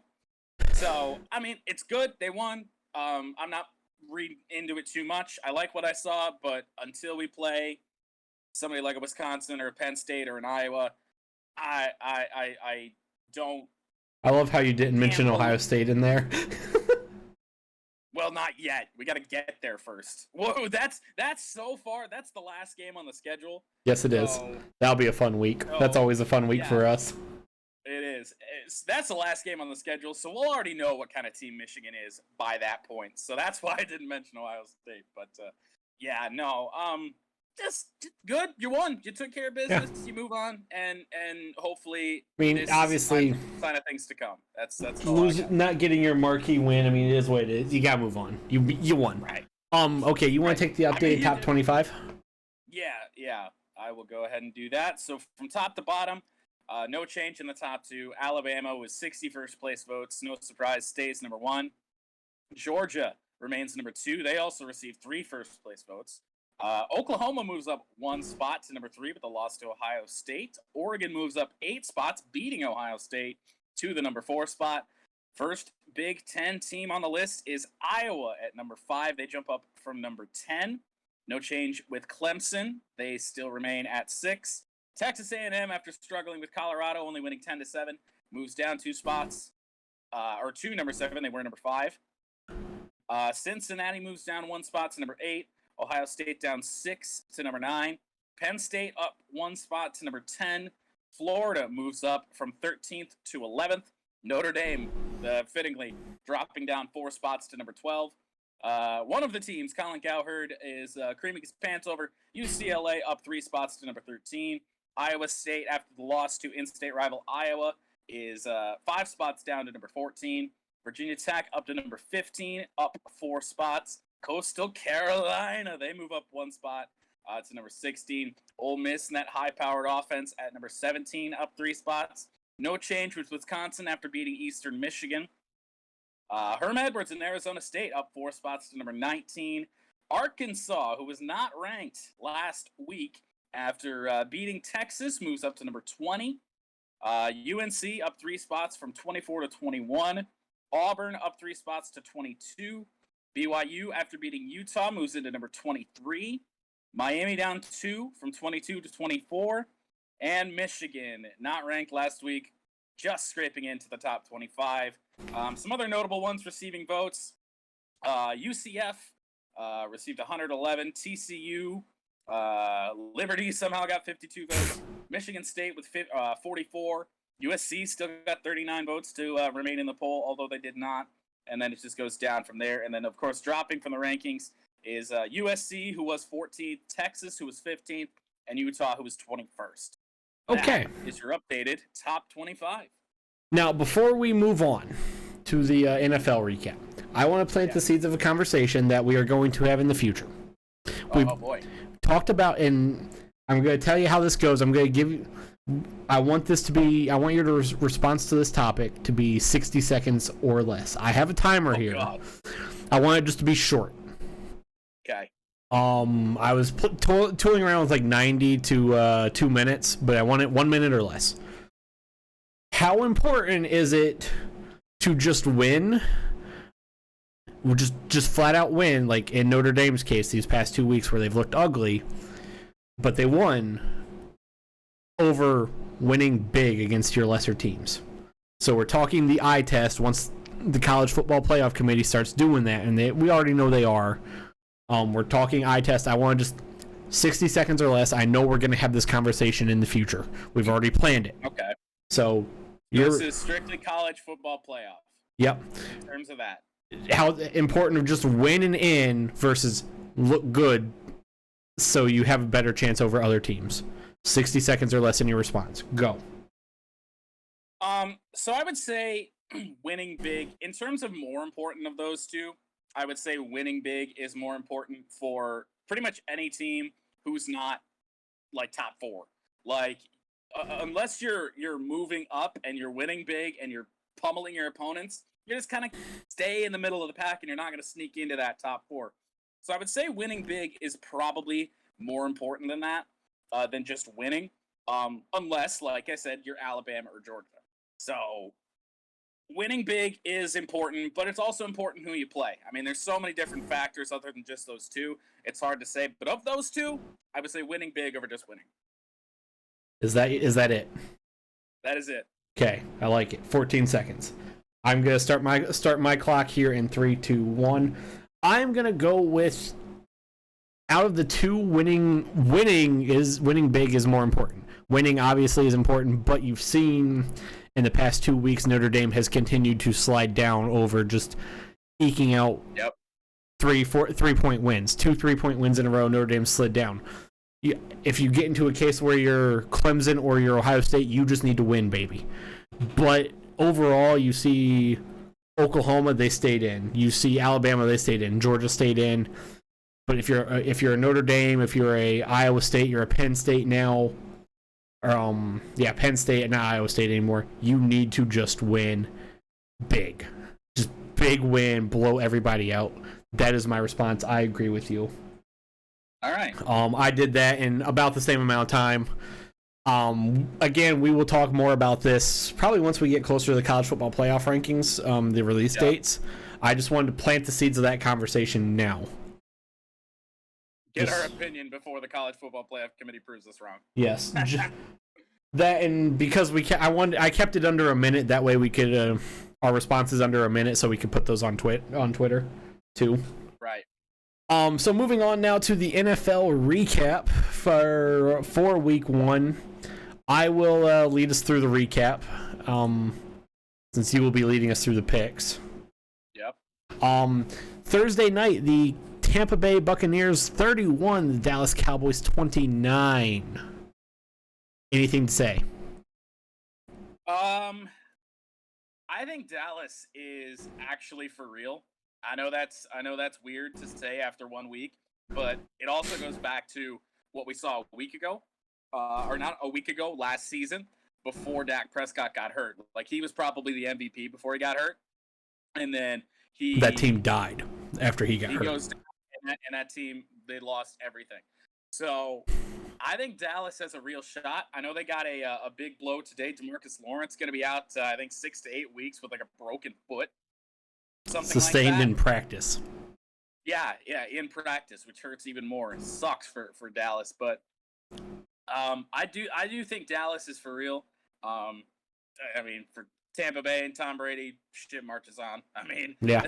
even when they got down in that game, had to come back. I mean, was there any doubt? All I'm gonna say about this, the NFL, getting into the playoffs in the NFL is not like in college. The eye test doesn't matter. Looking good doesn't matter. Just win. Nope. That's it. That's all. The Cowboys had their chances to win. They looked great offensively. They looked great defensively. I mean, they looked good, other than the fact that they were playing Tom fucking Brady. And Dak even put together a nice drive to get down the field, score some points, take the lead. But you leave Tom Brady like a minute and a half on the clock, you're doomed. And my biggest thing, the Cowboys would have won this game had Greg Zuerlein not been a fucking bum. Yeah, missed extra point, missed field goal. I mean, there's your dub right there. Yeah. Moving on, the Philadelphia Eagles and Jalen Hurts beat down the Atlanta Falcons 32-6. Pittsburgh Steelers, not much to say there. Pittsburgh Steelers. Yeah, Falcons blow, Eagles, who knows? Yeah. The Pittsburgh Steelers won in what was actually a really good game. And somehow, yes. 23-16. Josh Allen and the Bills look to show signs of regression, but it's only week 1. Not much else to say there, other than the fact that the Steelers defense has some dudes. Najee Harris. They've always had some dudes, and they didn't even really need Najee Harris to do a whole lot, but when he did, he was a dude. Yeah, no. And he only rushed for like 50 yards, but yeah, I think it was like 49 yards or something like that. When he did, he was just a bowling ball. It was fucking amazing. The dude's a dude. It was terrifying to watch because I'm a Bengals fan. Alabama running back just comes in the league and starts fucking, running over people, a la Derrick Henry. running over, not just Like in college, you play some just guys and sometimes some bums. The NFL, there's not. I mean, there are teams where there are guys in the NFL where it's just guys. Yeah. Derrick Henry, Najee Harris, dudes. Back in the day, Trent Richardson. Yeah. It's just Najee Harris scary. In a game that happened, There you go. the Minnesota Vikings took on the Cincinnati Bengals. The Cincinnati Bengals won 27-24 off of a overtime field goal. That's got to make you happy, right? No. The Bengals can't even tank properly. Like, Good God. I just... Kirk Cousins is a bum. Yeah. This NFC North stinks, but we'll get to the rest of them later. It's unbelievable.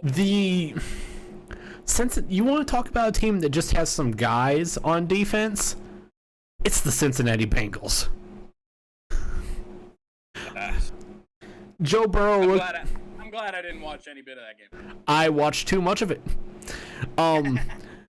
Zach Taylor, who was very much not a dude, while the Bengals had a big lead, might I add, went for it on 4th and medium from his own 37. They didn't get it, and then the Minnesota Vikings somehow miraculously, Kirk Cousins led them to scoring a touchdown a few plays later. But when you're up, when you have a multiple touchdown lead late in the third quarter, and then you decide to go for it on 4th and medium from your own 38, what are you doing? I would just love to pick Zach Taylor's brain on that, because everything anybody understands about football tells you not to do that. Not at all. Why? What are you doing? And Bengals fans want to know what he was thinking. Like, no one knows. Some other Not the notes. most questionable special teams decision of the week, but Some other notes. Joe Burrow looked pretty good. Jamar Chase caught a couple balls, surprisingly. Hey, After saying, the NFL football wasn't too bad for him, was it? once we got into week one, preseason, leading up to week one, well, the NFL football has been difficult to adjust to because it's bigger and it doesn't have the white lines. Jamar Chase caught a 55-yard touchdown pass. Like, That dude probably didn't leave the jugs machine from the time he said that to opening kickoff. he was probably just there. Joe Burrow was like, dude, if you want me to throw a fucking ball to you, go. They probably put a jugs machine on wheels, and it followed him everywhere he went. Just around. Tied a rope to Jamar Chase, and just like a coach follows him everywhere he goes. Hey, Jamar! That's probably what it was. I mean, after you say something like that, That's what it has to be. even though he said that that's not what he meant, Why do you say it then? At all? Yeah. He didn't mean that was why he was dropping balls, but he said that it was an adjustment. But if you're not dropping balls and then you say that, or if you're dropping balls and then you say that, It's a problem. it's an issue. Moving on, the San Francisco 49ers with their 0 starting quarterbacks beat the Detroit Lions 41-33.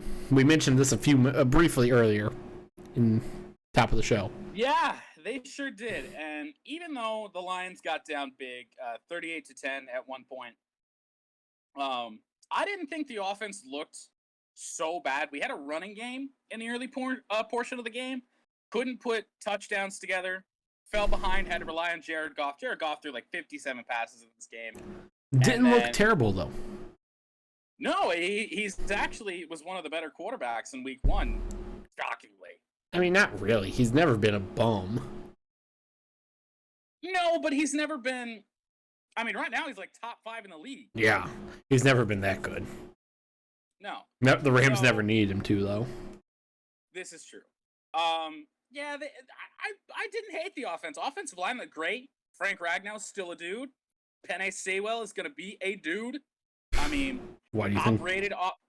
Top-rated offensive lineman for rookies all week, 11th in the league at a position that he doesn't or hasn't been playing since he got to the NFL in a position that he didn't play all of last season because he opted out. Like, oh, so yeah, he moved over to right tackle, right? yes, and then Taylor Decker was injured, so he had to slide over. Oh yeah, you're right.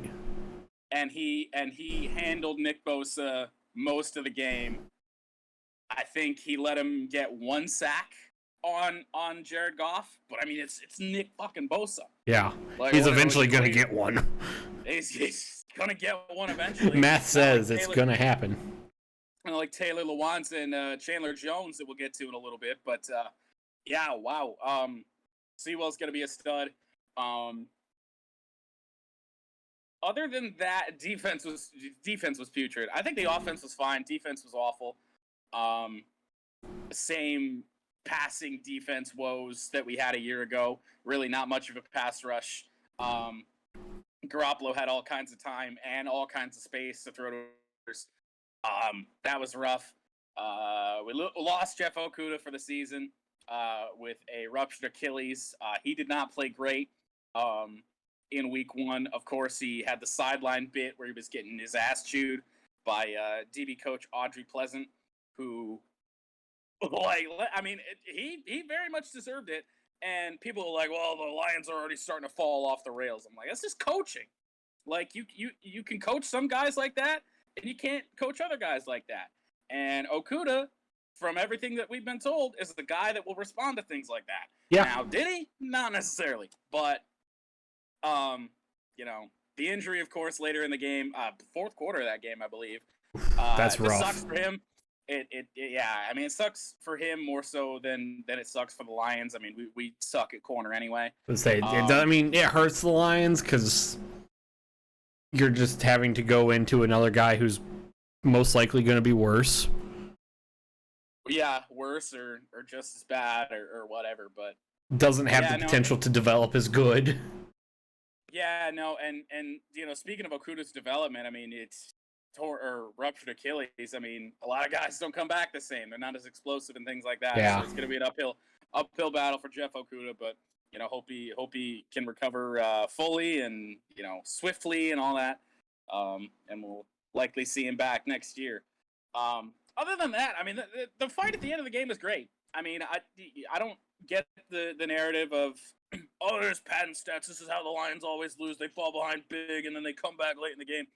Okay, they came back regardless. And this time they made plays. It's something that we're not accustomed to.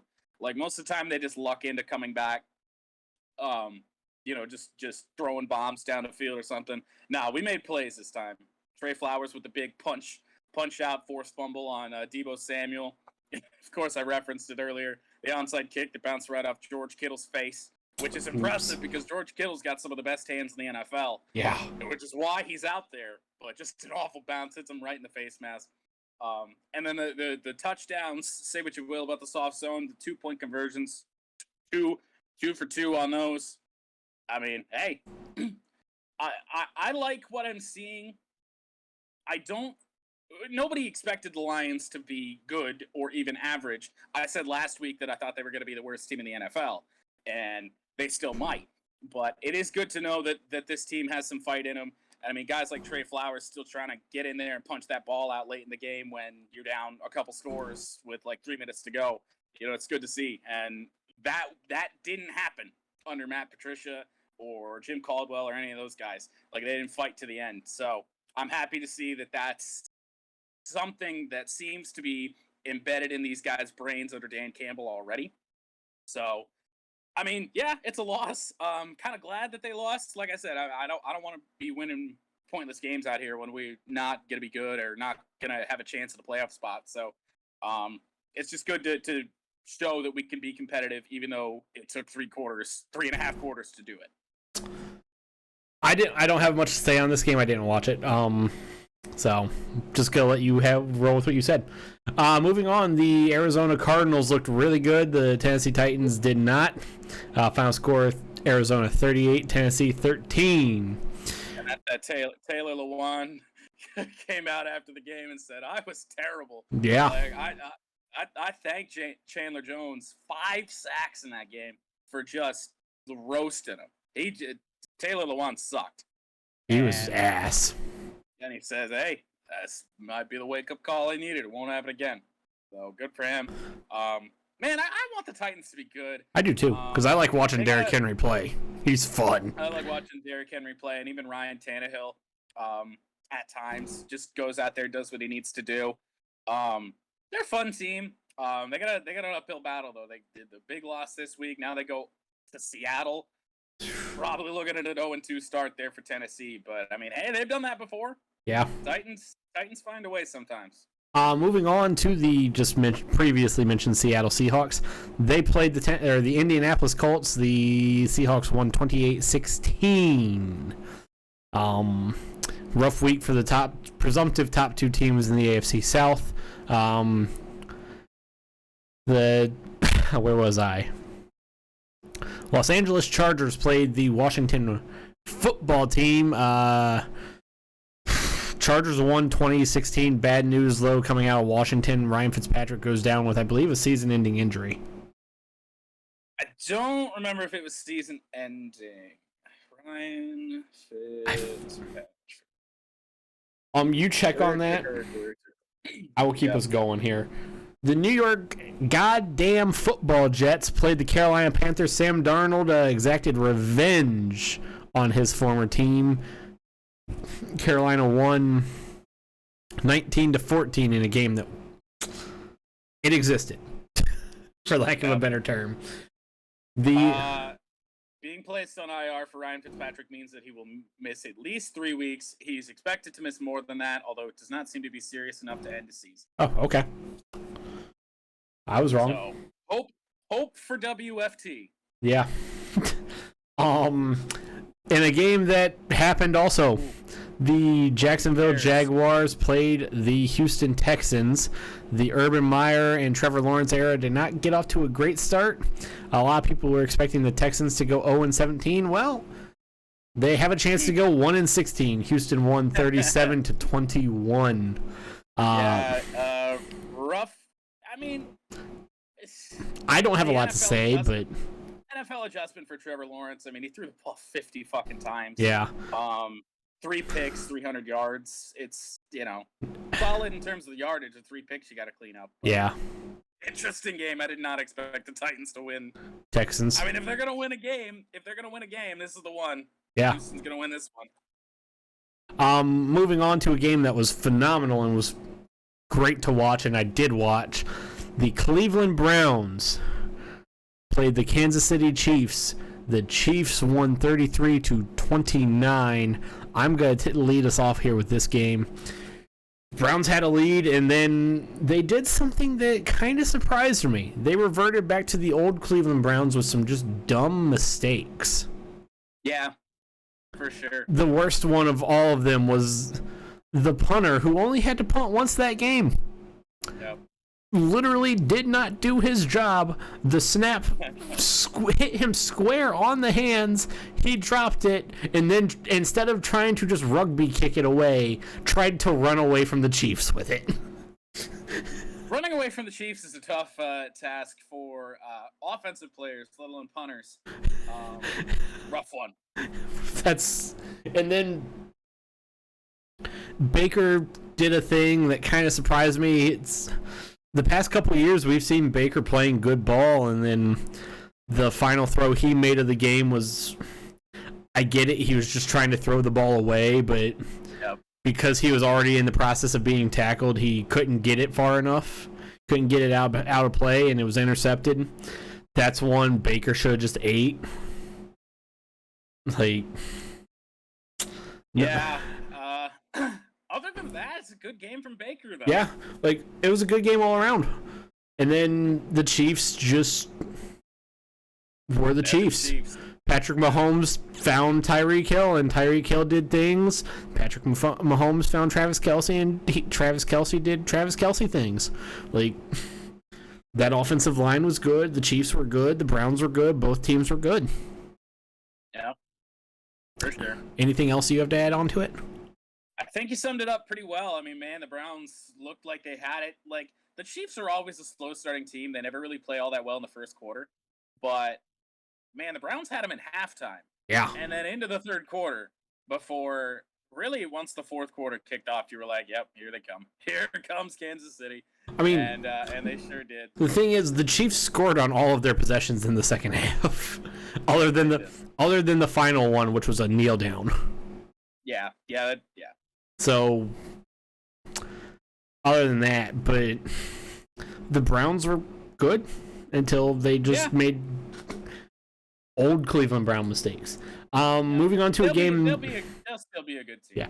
Moving on to a game that wasn't really good. The Miami Dolphins beat the New England Patriots 17-16. Not much to say here other than it existed. It existed. I didn't watch any of it. Yeah. Yeah. Yeah. In a game that was the surprise of the week, the New Orleans Saints played the Green Bay Packers. Jameis Winston making his first start for the Saints. The Saints won 38-3. Holy shit balls. Aaron Rodgers, oops. And Aaron Rodgers said on the Pat McAfee show, things just didn't go yesterday. Just things didn't go, nothing went right. Yeah. Which, accurate. Yeah, that's probably the worst game I've ever seen Aaron Rodgers play. I think a lot of people would say things like that. I mean, there was the one interception down in the red zone that is just so un-Aaron Rodgers-like. He steps up in the pocket, trying to avoid a sack, and just makes a bad throw. Very, very strange. Things to note, though, the last time Aaron Rodgers threw 2 interceptions in the season opener, they went on to win the Super Bowl. The last team to lose 38-3 to the Saints. Tampa Bay Buccaneers last year went on to win the Super Bowl. So also, who the hell knows?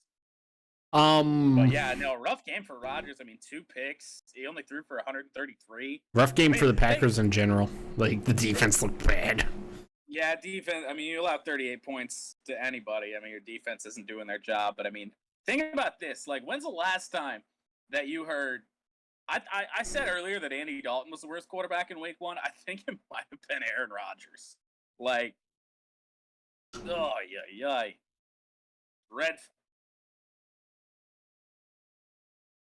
There was just water in that, everybody who's watching this. Moving on. The Denver Broncos played the New York Giants. The New York Football Giants did not have a great start to their campaign. The Broncos won 27-13. Teddy Bridgewater played all right. That's all I got to say on that, and I don't think there's really much else to say about it other than what I said. I mean, Teddy Bridgewater just doing what Teddy Bridgewater does. He plays all right. Yeah.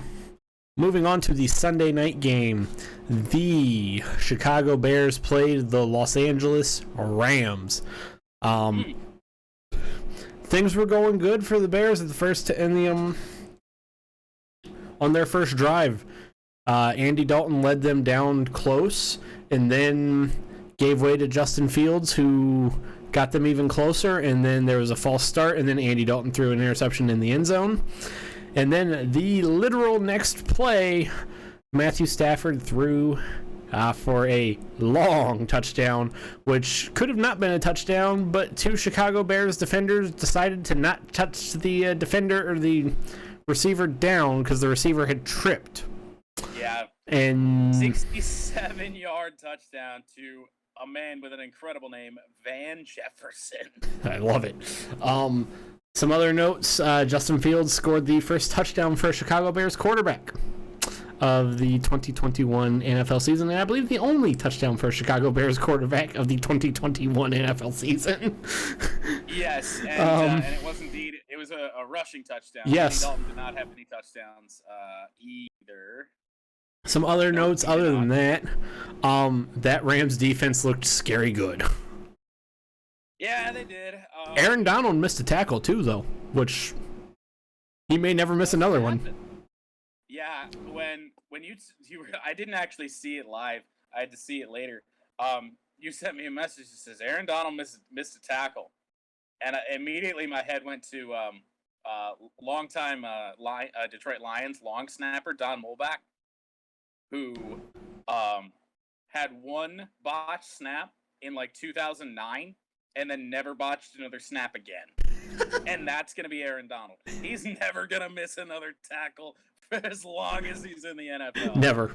It's between him, Jordan Fuller, and then Jalen Ramsey, and everyone knows I'm a Jordan Fuller guy. He was in Ohio State. He was a dude at Ohio State. He appears to be a dude over at Los Angeles. Los Angeles' defense, the Rams' defense are just dudes on dudes on dudes. Dudes on dudes on dudes. They don't, and they have a couple men sprinkled in there, but that Rams defense is fucking good. It's scary. Yeah. And with has been, will be. And they have a passing game now. Like, not to take away from Jared Goff, but they have they got a guy in Stafford that can throw bombs downfield, and you saw that. Yeah. This last week, he had he had two of them, that he just launched. As long as throws. One where Cooper Kupp was 10 yards behind the safeties. It's like, how did that happen? Yeah. The Bears. That's how. Yeah, that's a good way to say it. As long as Matthew Stafford can adjust and run that bootleg that the Rams love so much, and that's what Jared Goff did well, is he ran that bootleg style pass well. Yep. As long as Matt Stafford can keep doing that and stay with what he already has, as long as Matthew Stafford gets better at running the bootleg, because Matthew Stafford runs as a defender, and I was watching this game as a former linebacker. The way Matthew Stafford runs a bootleg is phenomenal because he never pushes downfield. He just runs further back away from the line of scrimmage or runs parallel with it. Yep. So, and Matthew Stafford's not a running quarterback, so as a defender, you just have to stay square with him because it's like, oh, sweet. You just gotta keep staying square with him and not let him cut upfield. Once Matthew Stafford gets comfortable with even just pushing slightly downfield just a little bit, that'll make that just so much more deadly. And I think that'll come. Anything else to add? No. Okay. Rams are good. Yeah. And in the Monday night game, this was a game that I did not think was going to be exciting, and it turned out to be watchable and kind of fun to watch. The Baltimore towards the end, the Baltimore Ravens took on the Las Vegas Raiders. The Raiders won 33-27 in overtime after some fiasco. The Raiders appeared to have scored the touchdown in overtime. Yes. It got called back. Darren Waller was down on the 1, I believe. Also, yes. Then there was a running play. Stopped. They tried a Derek Carr QB sneak. That was stopped because Derek Carr. Fitting. The next play was a false start for the Raiders. So that backs them up 5 yards. Following the false start, Derek Carr drops back, throws an interception in the end zone. Lamar Jackson gets the ball. They move on. The Ravens get the ball. Lamar Jackson fumbled it. It was his second fumble. The first fumble he had led to the Raiders tying the game. This fumble proved even more costly, as eventually the Raiders were lining up for a field goal to win it. They had a delay of game, so they get back out on offense. Gets back out there. Derek Carr throws a touchdown to a man who was completely uncovered. The Ravens sent all-out blitz, Don Brown style, with 0 people. It was cover 0. Literal. Don't ever go full Don Brown. It's hey, ask Michigan fans how that's gone. The Ravens went full Don Brown. Blitzed 11. And the Raiders get the game-winning touchdown. This game was good, other than all I gotta say, Lamar Jackson is good. He threw the rock around well. It's just I think he feels a lot of pressure not having a real running game behind him, because It was a slew of running backs out there that the Ravens were trying. A slew. I mean, hey, you gotta try somebody. You lose your top 3 running backs before the season even starts. When running is a big part of your success. Yeah. Oh boy. And that does it for the NFL Week 1 recap. Unless Jordan has anything else to add. That sounds like it'll do it. Okay, then it is on to. I like this segment. The picks. It's my favorite segment. It is indeed time for the picks. Are you ready? Just about. Let me pull these up.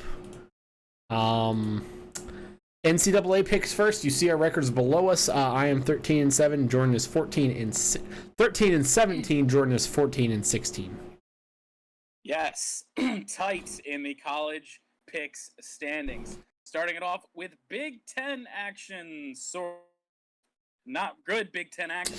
Maryland travels to Illinois. Maryland, a road team favored by 8.5. Who you got? This game is happening on a Friday, by the way, which is fitting because this game is going to be ass.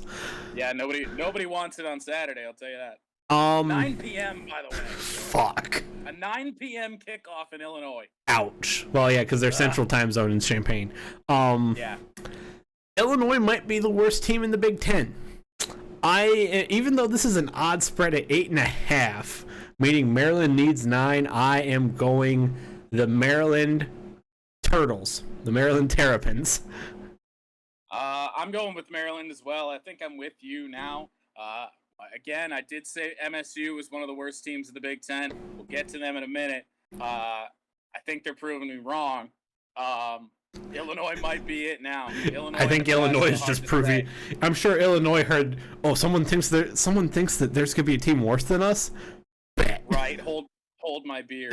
Yeah. I'm taking Maryland as well on the Friday night special. Moving on. Not special. Big Ten team. No, the Friday night. Well, guess we'll throw some football on.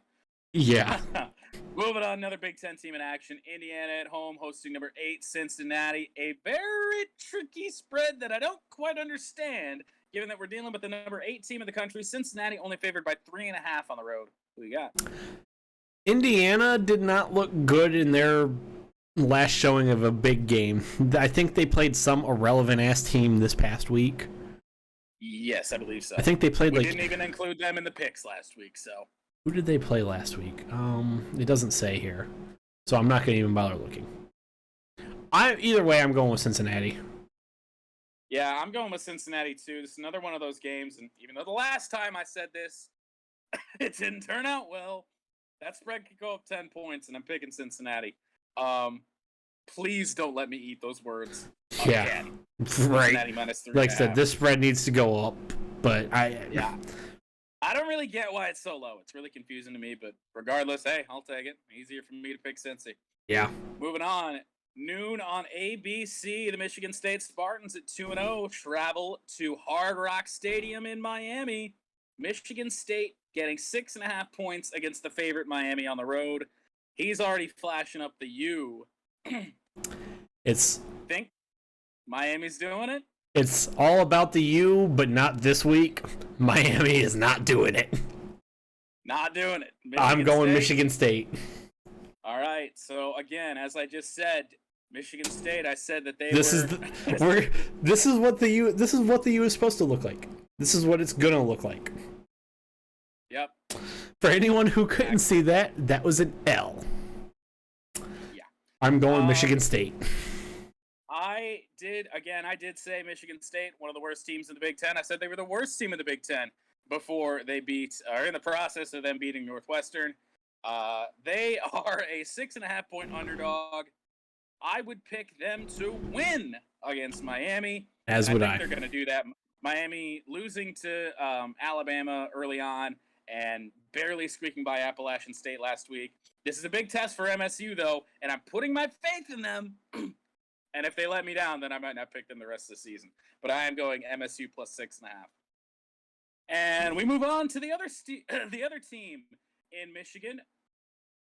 Michigan at home against Northern Illinois, of all teams. Michigan favored by 27.5. He says it needs to go up, eh? I would pick Michigan in this scenario if it was 30. Yeah. I mean, Michigan's just looked good, and they're getting these games early in the season. they have. This is a round where the spread was against Western Michigan. And I would have picked it higher then, too. Well, and they covered that. I'm gonna keep my faith in them. I mean, not like I'm gonna pick against Michigan anyway. All I'm gonna say, just on this game, this yes. even though this is just a game, I don't want to say meaningless. It's week 3. This is still an important game for Michigan. Like, It's another one of those ones that you just go out and you win and hope you win big and just play the teams on your schedule and just hope for the best. This is another one of those don't look over games. Right. We are both taking Michigan minus 27.5, right? Yes. All right. Moving on, Purdue travels to South Bend. Touchdown Jesus and Notre Dame. Notre Dame favored by 7.5, and he says it needs to go down. Yeah.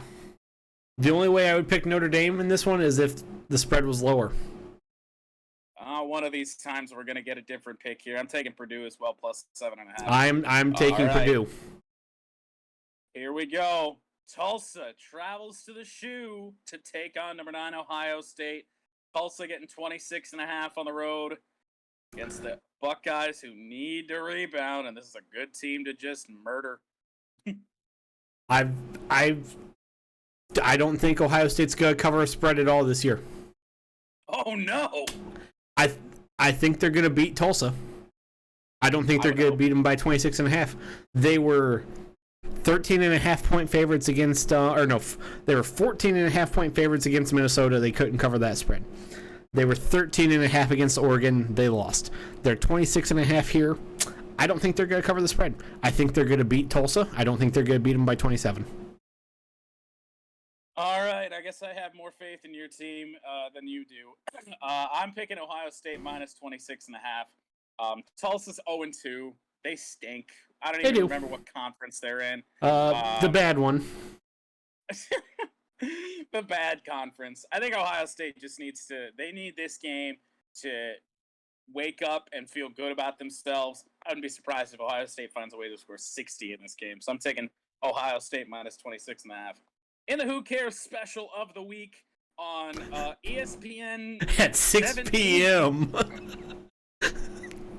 How did this get a bizarre start time? How did this game it's like a half prime time slot. It's like the dinner time slot. How does this get this slot? The only 6 o'clock start of the entire week. So I don't really know what's going on here. 6 o'clock is a very bizarre start time on ESPN, the bazillion. Yeah. On ESPN 17. 1-1 Old Dominion travels to Liberty University. Liberty 2-0 in the season. They're favored by 26.5. I only put this in here because of the big number. I took Liberty. All right. I think I had some analysis for why I was making this pick. I don't remember it. I'm taking Old Dominion in the points. Plus 26.5. A lot of points for the team I know nothing about. Moving on. Number 2, Georgia in action at home against South Carolina. Big number here as well, but this is a big game for Georgia. 30.5, the number at home for Georgia. Georgia's playing a real team since the first real team since they beat Clemson. However, South Carolina is not entirely a real team. No. They're more real than who they play last week? UAB? Yes.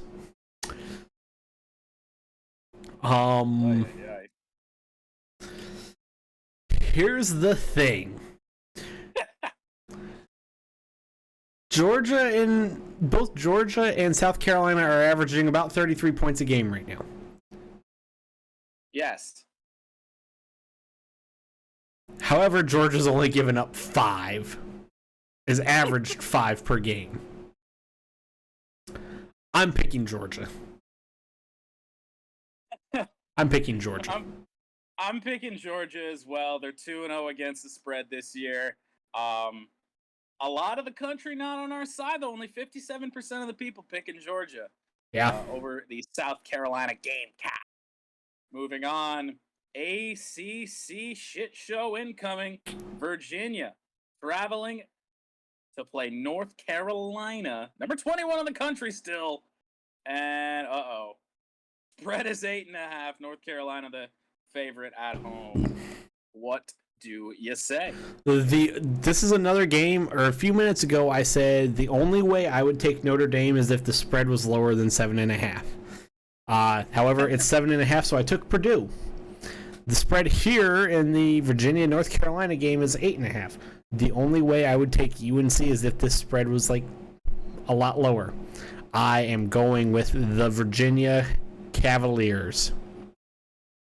Oh, good Lord. I don't have a lot of faith in North Carolina, Nope. but I have less faith in Virginia. Okay, fair. North Carolina's got to look good one of these weeks, right? Right? Maybe? Let's hope. I'm taking UNC. Moving on, well, sort of some action. Central Michigan travels to Death Valley, of all places, to take on LSU. Central getting 20.5 on the road. Oh boy, what do you got? Fire up, Chips. Oh, How did this game get a 7:30 slot, by the way? I don't know. I was wondering the same thing last week with Michigan and Washington. What the hell's going on here? Fire up, Chips. LSU just hasn't looked great, so They haven't looked great. Still got to be better than a MAC team. I'm gonna take LSU in the to cover here okay. and win, of course. Our second Who Cares special of the week, UAB. Traveling to North Texas to take on the Mean Green. North Texas, a road or a home dog, 13.5 against UAB, who just got murdered by Georgia. All I'm gonna say, this game is so irrelevant that the channel it is being broadcast on is the Stadium Network. You know, it was funny because I noticed that when I was putting these picks in, and I was like, what, did they just not put the stadium in there? Oh, wait, that's where the game is being broadcast. Oh. I'm going with UAB.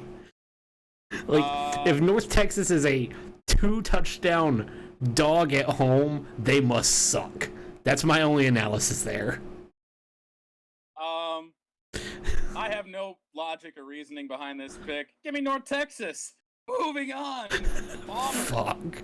They travel to Happy Valley, Penn State, the whiteout game.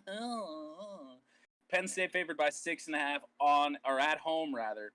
Number 22 Auburn, number 10 Penn State. What do you got? At some point, Penn State's gonna prove me right and prove that they're just ass. So I'm going Auburn. I'm going Auburn plus the 6.5. I'm picking them to win as well. Yep. Moving on. Oklahoma State travels to the blue turf. Boise State. Small spread, 4.5. The home Boise State Broncos are favored by. What do you got? You know, I'm gonna go Boise State. I have no rhyme or reason here. I think, other than the fact that the Pac-12 just doesn't defense. The Pac-12 does not defense. Or and the Big Blue 12, I Top mean. plays- I'm sorry. Yes, that is correct. Big 12 does not defense, and the Boise State Blue is a tough place to play at. Give me Boise State as well, minus 4.5. Herm Edwards, Arizona State. We got a low-ranked matchup. 19 Arizona State, number 23 BYU. BYU, a very slight 2.5-point dog at home. What do you got? You know, I actually forgot to even pick this game. I skipped over it somehow. So give me 1 second.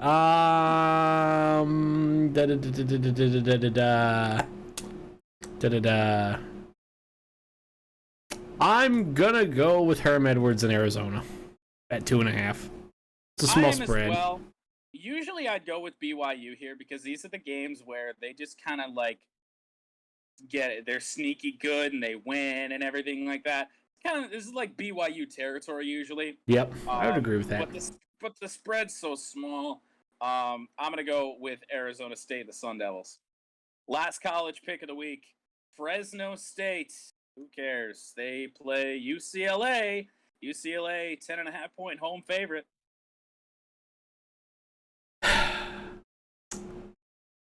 Every little bit of me hopes that I am wrong here and that Fresno State wins.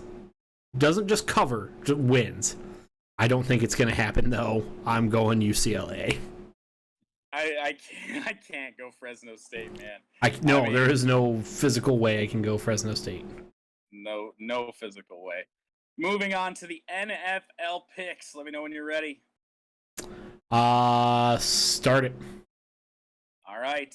First game of the week, Thursday Night Football. Worst conference in the NFL. The NFC East is in action.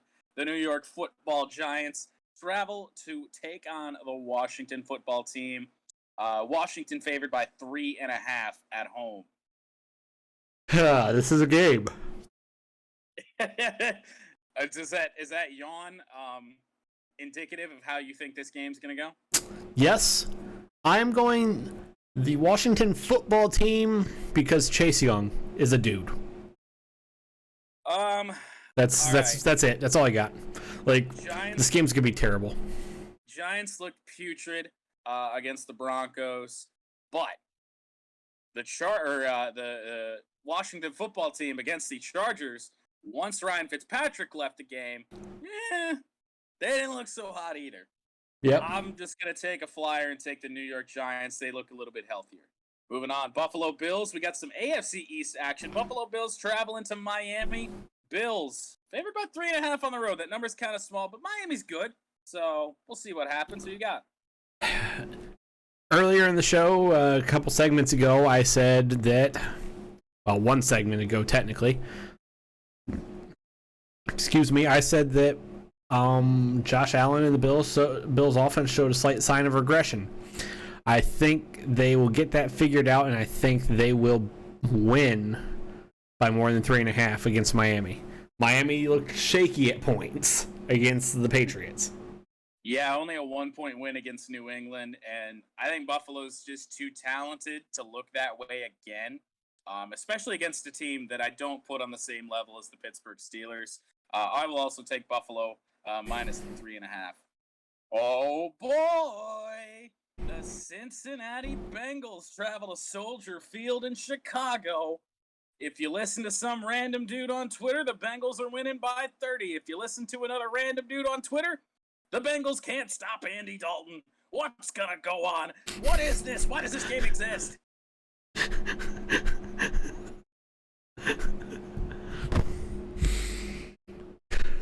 What?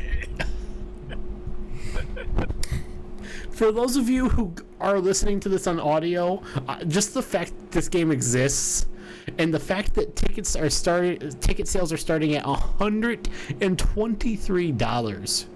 I don't understand. Because it's the Bears home opener? I don't. Has to be. And the fact that I'm picking the Bengals because the Bears just looked that awful when Justin Fields wasn't out there. Mm-hmm. And the fact that the Bears defense just looked that awful against a guy they've seen a bunch of times. And the fact that the Bears just looked awful. I'm going with the Bengals. The Bengals are a 3.5-point underdog, and I'm still going with the Bengals. I can't not go with the Bengals. I mean, I don't think the Bears are any better or worse than the Minnesota Vikings. I think they're pretty similar teams. And I guess America agrees with us. 72% of the people are picking the Bengals. So I'm picking them as well. I think they beat Chicago. I think Chicago starts 0-2. All right. In a game that might be bad, the Denver Broncos travel to Duval. The Jacksonville Jaguars, after a putrid performance against the Houston Texans a week ago, Jaguars 6.5-point home dogs. Oddly enough, they're cats. I don't know what I'm saying. Who you got? As you said, Jacksonville looked putrid, looked horrid, looked terrible, looked awful, looked bad, looked just trash. Teddy Bridgewater did not. He went out and did Teddy Bridgewater. To say he played all right. I'm going with Denver. Going with Denver as well, especially because I think Denver's clearly better than Houston, and Houston covered that spread. So, I don't know. I'm going Denver as well. Speaking of the Texans, here they are on the road to face the Cleveland Browns. Ooh, biggest spread we've seen so far this NFL season. Browns favored by 12.5. I would take this if it was 14. Yeah. The Texans are just bad. They're a bad football team, but 12 points is a lot in the NFL. I'm going Cleveland. I can't pick the Texans in this spot until they show me something against a team that's not the Jags. I might be wrong this week. Who knows? I'm taking the Browns minus 12.5. Same. All right. Rams on the road for the first time this season. They play the Indianapolis Colts, who got off to a rough start. They face two NFC West teams to start the year, and probably two of the best NFC West teams. Could be a rough start to the season for Indy. Rams, a 3.5-point favorite on the road. That yawn was not indicative of how I think this game will go. I don't think this game's going to be phenomenal, but I think it'll be watchable at least. That being said, Indy did not look phenomenal against the Seahawks. But the Seahawks could just be that good, and I think the Rams are also that good. I'm going the Rams. Going with the Rams as well. You're not giving me a lot of points here, 3.5. So, if I'm wrong, I'm wrong. But I'm going to stick with LA. I think they're pretty damn good.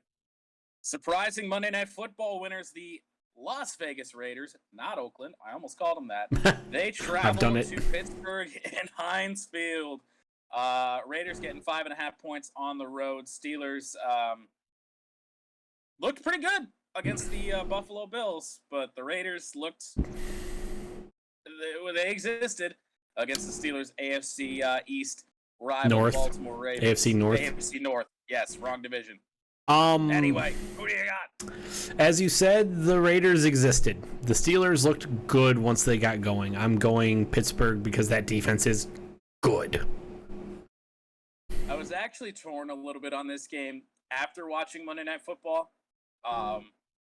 But I decided to go with the Steelers just because the Ravens, they're kind of banged up, especially in the secondary for that defense. Steelers are pretty healthy, and they got a dude by the name of TJ Watt in there. Who's a dude? Who's kind of a scary physical dude. I'm going to go Steelers minus 5.5 here. Another Who Cares special of the week, the New England Patriots on the road. Both of these teams 0-1, in fact. They travel to MetLife Stadium to take on the Jets, the goddamn Jets. Patriots, even after losing week one, favored by 5.5 on the road. This is going to be a game that Bill Belichick just doesn't lose. I'm going to take the Patriots. Yeah, and even though the Jets looked okay, I guess, against Carolina, it depends on how good you think Carolina actually is. Can't pick the Jets. I think the Patriots, out of the 2 week one performances, I think the Patriots look better, and they should have enough to cover the 5.5 because the Jets I just don't think are there. NFC South matchup. New Orleans Saints. They're on the road to take on the Carolina Panthers.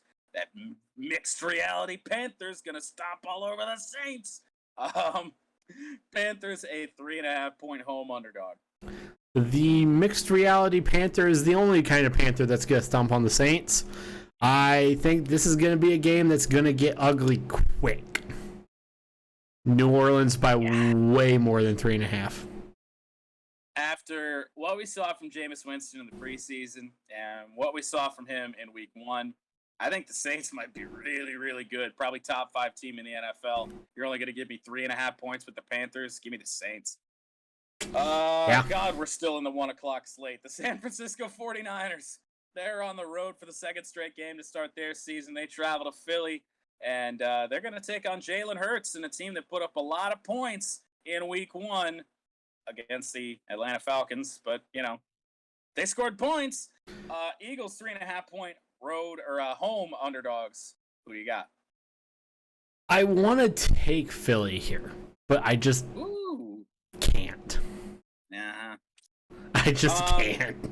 This is one of those games that might bite us in the ass, I think, eventually. Because maybe the Eagles are that good, and maybe Jalen Hurts is that good. I don't know. I don't think so. So I can't pick the Eagles. I think Atlanta is just putrid. Give me the Niners. First game of the 4:00 slate. Speaking of them Falcons, they're on the road to take on the buzzsaw known as the Tampa Bay Buccaneers. Bucks a 12.5-point favorite. Oh boy. I'm going with the Fighting Tom Brady's. Atlanta's just bad. It's something that I say all the time. I don't bet against Tom Brady. It's not starting this time. Not with the Atlanta Falcons. Give me the Bucks. Oh, good Lord. Can we get a good game this week, for fuck's sake? No. Minnesota Vikings, they travel to some oil-sponsored dome in Arizona. To take on the Cardinals, who did look fantastic in week 1. Arizona, a 4.5-point home favorite. Minnesota lost to the Cincinnati fucking Bengals. They are not going to beat Arizona. I'm going Arizona by a lot more than 4.5. Oh, man. One of these games, our picks are going to differ. I know they did a little early on. Picking a lot of the same teams. We move on. I'm also picking Arizona, in case I didn't make that clear. Yeah, you made that pretty clear over my coughing fit. Yes. The Dallas Cowboys are on the road. I believe again. Didn't they start the season on the road in Tampa? Yes, they did. They're on the road, second straight game of the season. They take on Justin Herbert and the LA Chargers. And get this. Chargers are a 2.5-point home favorite. Yeah, I don't get this one. Dallas looked really good. I mean, the Chargers looked all right against Washington, but Dallas looked good. I think if it wasn't for some kicking miscues, Dallas would have won that game against Tampa. I'm going the Dallas Cowboys. Yeah, you look at the records, it's 0-1 for Dallas, 1-0 for LA, you think that, the spread, of course it makes sense. But you look at who they played, LA played the Washington football team, Dallas played the defending Super Bowl champions. I think Dallas is a better team, and apparently America agrees with us. 63% of the people out there picking the Dallas Cowboys. I am as well. I mean, I hate to say that America's picking the Cowboys. It makes it sound like I'm calling them America's team, but I'm not. They're not. Moving on. Tennessee Titans on the road. Oh, boy. They get to travel to CenturyLink Field or whatever it's called these days in Seattle to take on the Seahawks. Seahawks favored by 5.5 at home. This is the only game this weekend that could be good. It's distinctly possible. Actually, one of the only two. I'm taking Seattle, though, because Seattle looked really good. And Tennessee looked... they existed. If Taylor Lewan could not suck donkey ass, maybe this game will be really good. But I'm still going Seattle. I'm hoping this game is good. Seattle, CenturyLink Field, tough place to go in and win, regardless of who you are. I think the Titans are pretty good, and they've just kind of gotten a rough start to their season, facing two good teams to start it off. But, can't pick against Seattle in this spot. 5.5, doesn't matter. Picking the Seahawks. We're just picking favorites left and right. Pretty much. I mean, like I said, a lot of these games really aren't that good this week. I'm sure we'll be wrong all over the place, but yeah, we'll find a way. Kansas City Chiefs on the road for the first time this year. They go to Baltimore to take on the 0-1 Ravens, and tiny little spread. 3.5-point road dogs, or home dogs, are the Baltimore Ravens. This is a game I want to believe will be close. This is a game that I would almost want to take Baltimore. But Baltimore just... They had their moments where they did not look good against the Raiders, and the Kansas City Chiefs are on a completely different level from the Raiders, so I'm going Kansas City. I mean, I can't. How do you not go with Kansas City? I'm amazed there's 21% of the people that are picking the Ravens here. They're probably all Ravens fans. Probably. I don't see it. Baltimore's got issues, obviously, with the running game and their secondary. Kansas City doesn't have any major issues to speak of. And, in case you haven't heard, the Kansas City Chiefs are pretty good. They got some Chiefs, guys, man. They got some more than guys. They got some dudes. They got some dudes. That was Sunday Night Football. We move on to the final game of the week and Monday Night Football. And my 0-1 Detroit Lions travel to Lambeau Field. Why is this game on Monday Night Football? To take on the Packers. Packers 10.5-point favorites despite losing 38-3 a week ago. What do you got? The Lions are bad. Yes. The Packers need to blow the Lions out. Yeah. So I'm going the Packers. Need. N-E-E-D. All in capital letters. Need to blow the Detroit Football Lions out. Packers win big. This isn't a game that the Packers and Aaron Rodgers specifically lose historically. Not just against the Lions, but after a loss like that, Aaron Rodgers is pissed. He's coming out guns a-blazing. Give me the Packers minus whatever. Jesus Christ, the Lions suck. Those are the picks. And now we begin to wrap the show up. We move on to Champ and Chump of the Week. I will start with my champ, because I have a good one. I think. I have one that I like, at least. My champ of the week is soccer player Ricardo Pepi. He made his debut last Wednesday for the U.S. men's national team. That game was going on in their World Cup qualifier against Honduras. That game was going on while we were on show. Ricardo Pepi scores his debut goal, and it ended up proving to be the game-winning goal. Even though the United States won 4-1, his debut and his first goal at 18 years old gave the United States men's soccer team a much-needed win in World Cup qualifying. So, Ricardo Pepi, you are my champ of the week. All right. My champ of the week we've already talked about, and in fact led off the news with. My champ of the week is going to be Danny Ricciardo, winning for the first time since he's left Red Bull. Like we said, we think Monaco 2018 was his last win. And not only that, the first win for McLaren since 2012 in Formula One. I was like Daniel Ricciardo. He's probably the reason that I'm a Red Bull fan. And I still remain a Daniel Ricciardo fan for sure. So he's great for the sport. He is, man. One of these days, I think I said, I guess luckily he didn't win at Renault. I said when he won a race at Renault that I was going to do a shoey. Now, thankfully, he did not win at Renault, so no shoeys for me. But, hey. Great to see. I mean, in the sport of F1 where it always feels like, one or two people are winning races all damn year long. It's good to see, especially good guys like Daniel Ricciardo, win some races. Yeah, I don't have much to say on that because you summed it up perfectly. And we've already covered it. Yep. So moving on to my chump of the week, mine's pretty obvious. If you follow me on Twitter, mine's half obvious. My chump of the week is the Ohio State Buckeyes coaching staff. For reasons I have already mentioned in this show, but I will reiterate them. The Ohio State, they just looked unprepared. Oregon scored touchdowns on the same play 3 separate times. Ohio State just looked unprepared. The coaching staff was just piss poor. The defensive coaching staff was a joke. I don't understand how Kerry Coombs has a job still, how he hasn't gotten fired. I don't think he's going to make it through to the end of this season.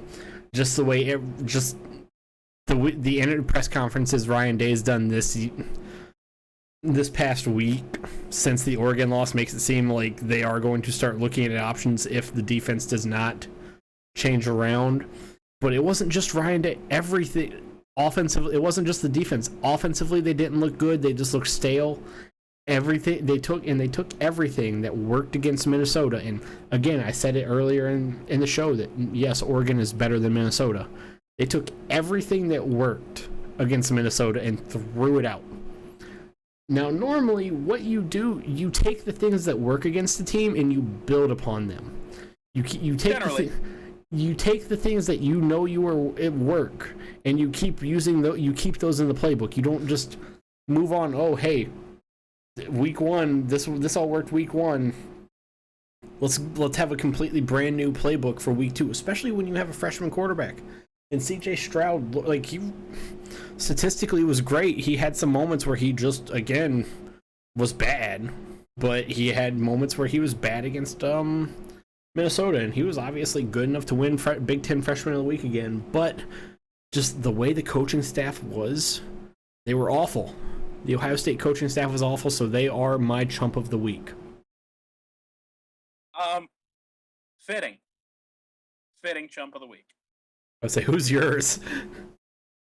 Mine, and we've talked about this previously, has to be Carolina Panthers head coach Matt Rule.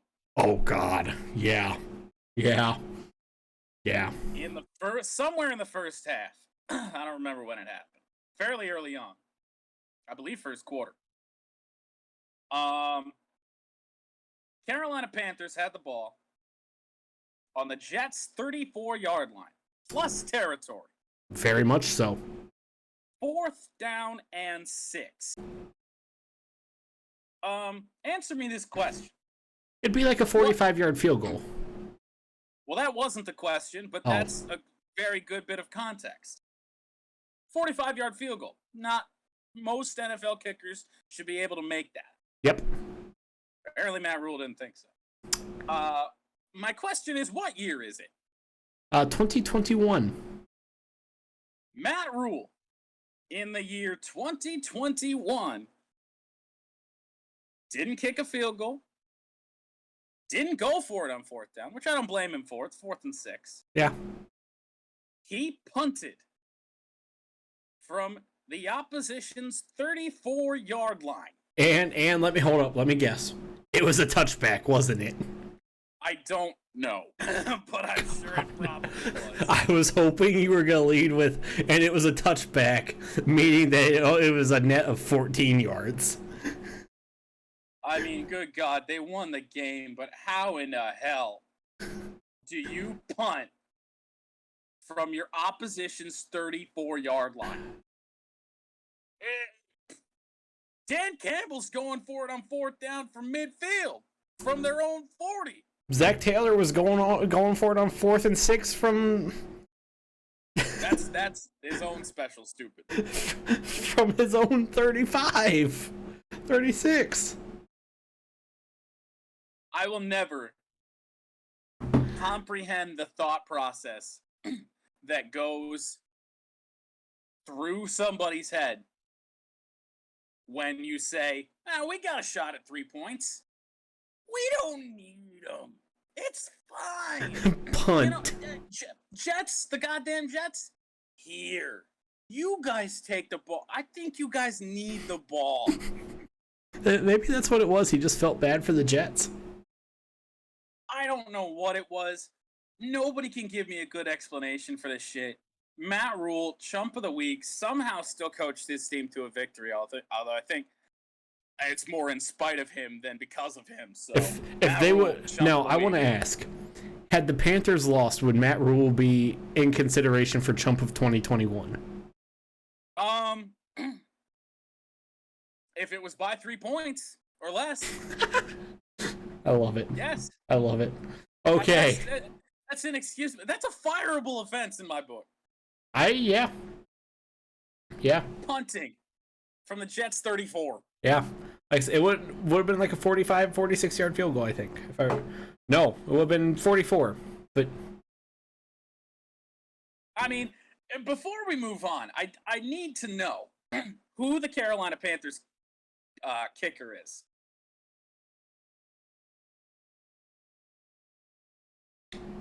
Let's see here. I would say, please tell me you're Googling that.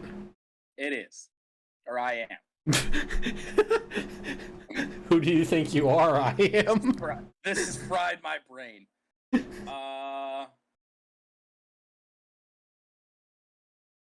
Ryan Santoso. Who? I don't know. He's not a Panther anymore. They've cut him and signed Zane Gonzalez, who couldn't make the Lions. So maybe that is why they punted. Still, give him a shot. Yeah. Yeah. You're going to cut him. At least give him a chance to prove himself in a real game that matters. Yeah, that. I mean, it happened. Are we ready to move on to one for the road? Yes, please. Okay. Moving on to one for the road to wrap up the podcast. Do you want to take your one for the road first? Mine's pretty simple. It's the final race of the round of 16 for NASCAR at Bristol this Saturday night. If you like racing at all, short track racing is really fun. Lots of beat and bang and lots of contact. Going to be some desperate drivers out there trying to make the round of 12 and still keep their championship hopes alive. So, hey, I'll be tuning in. That's for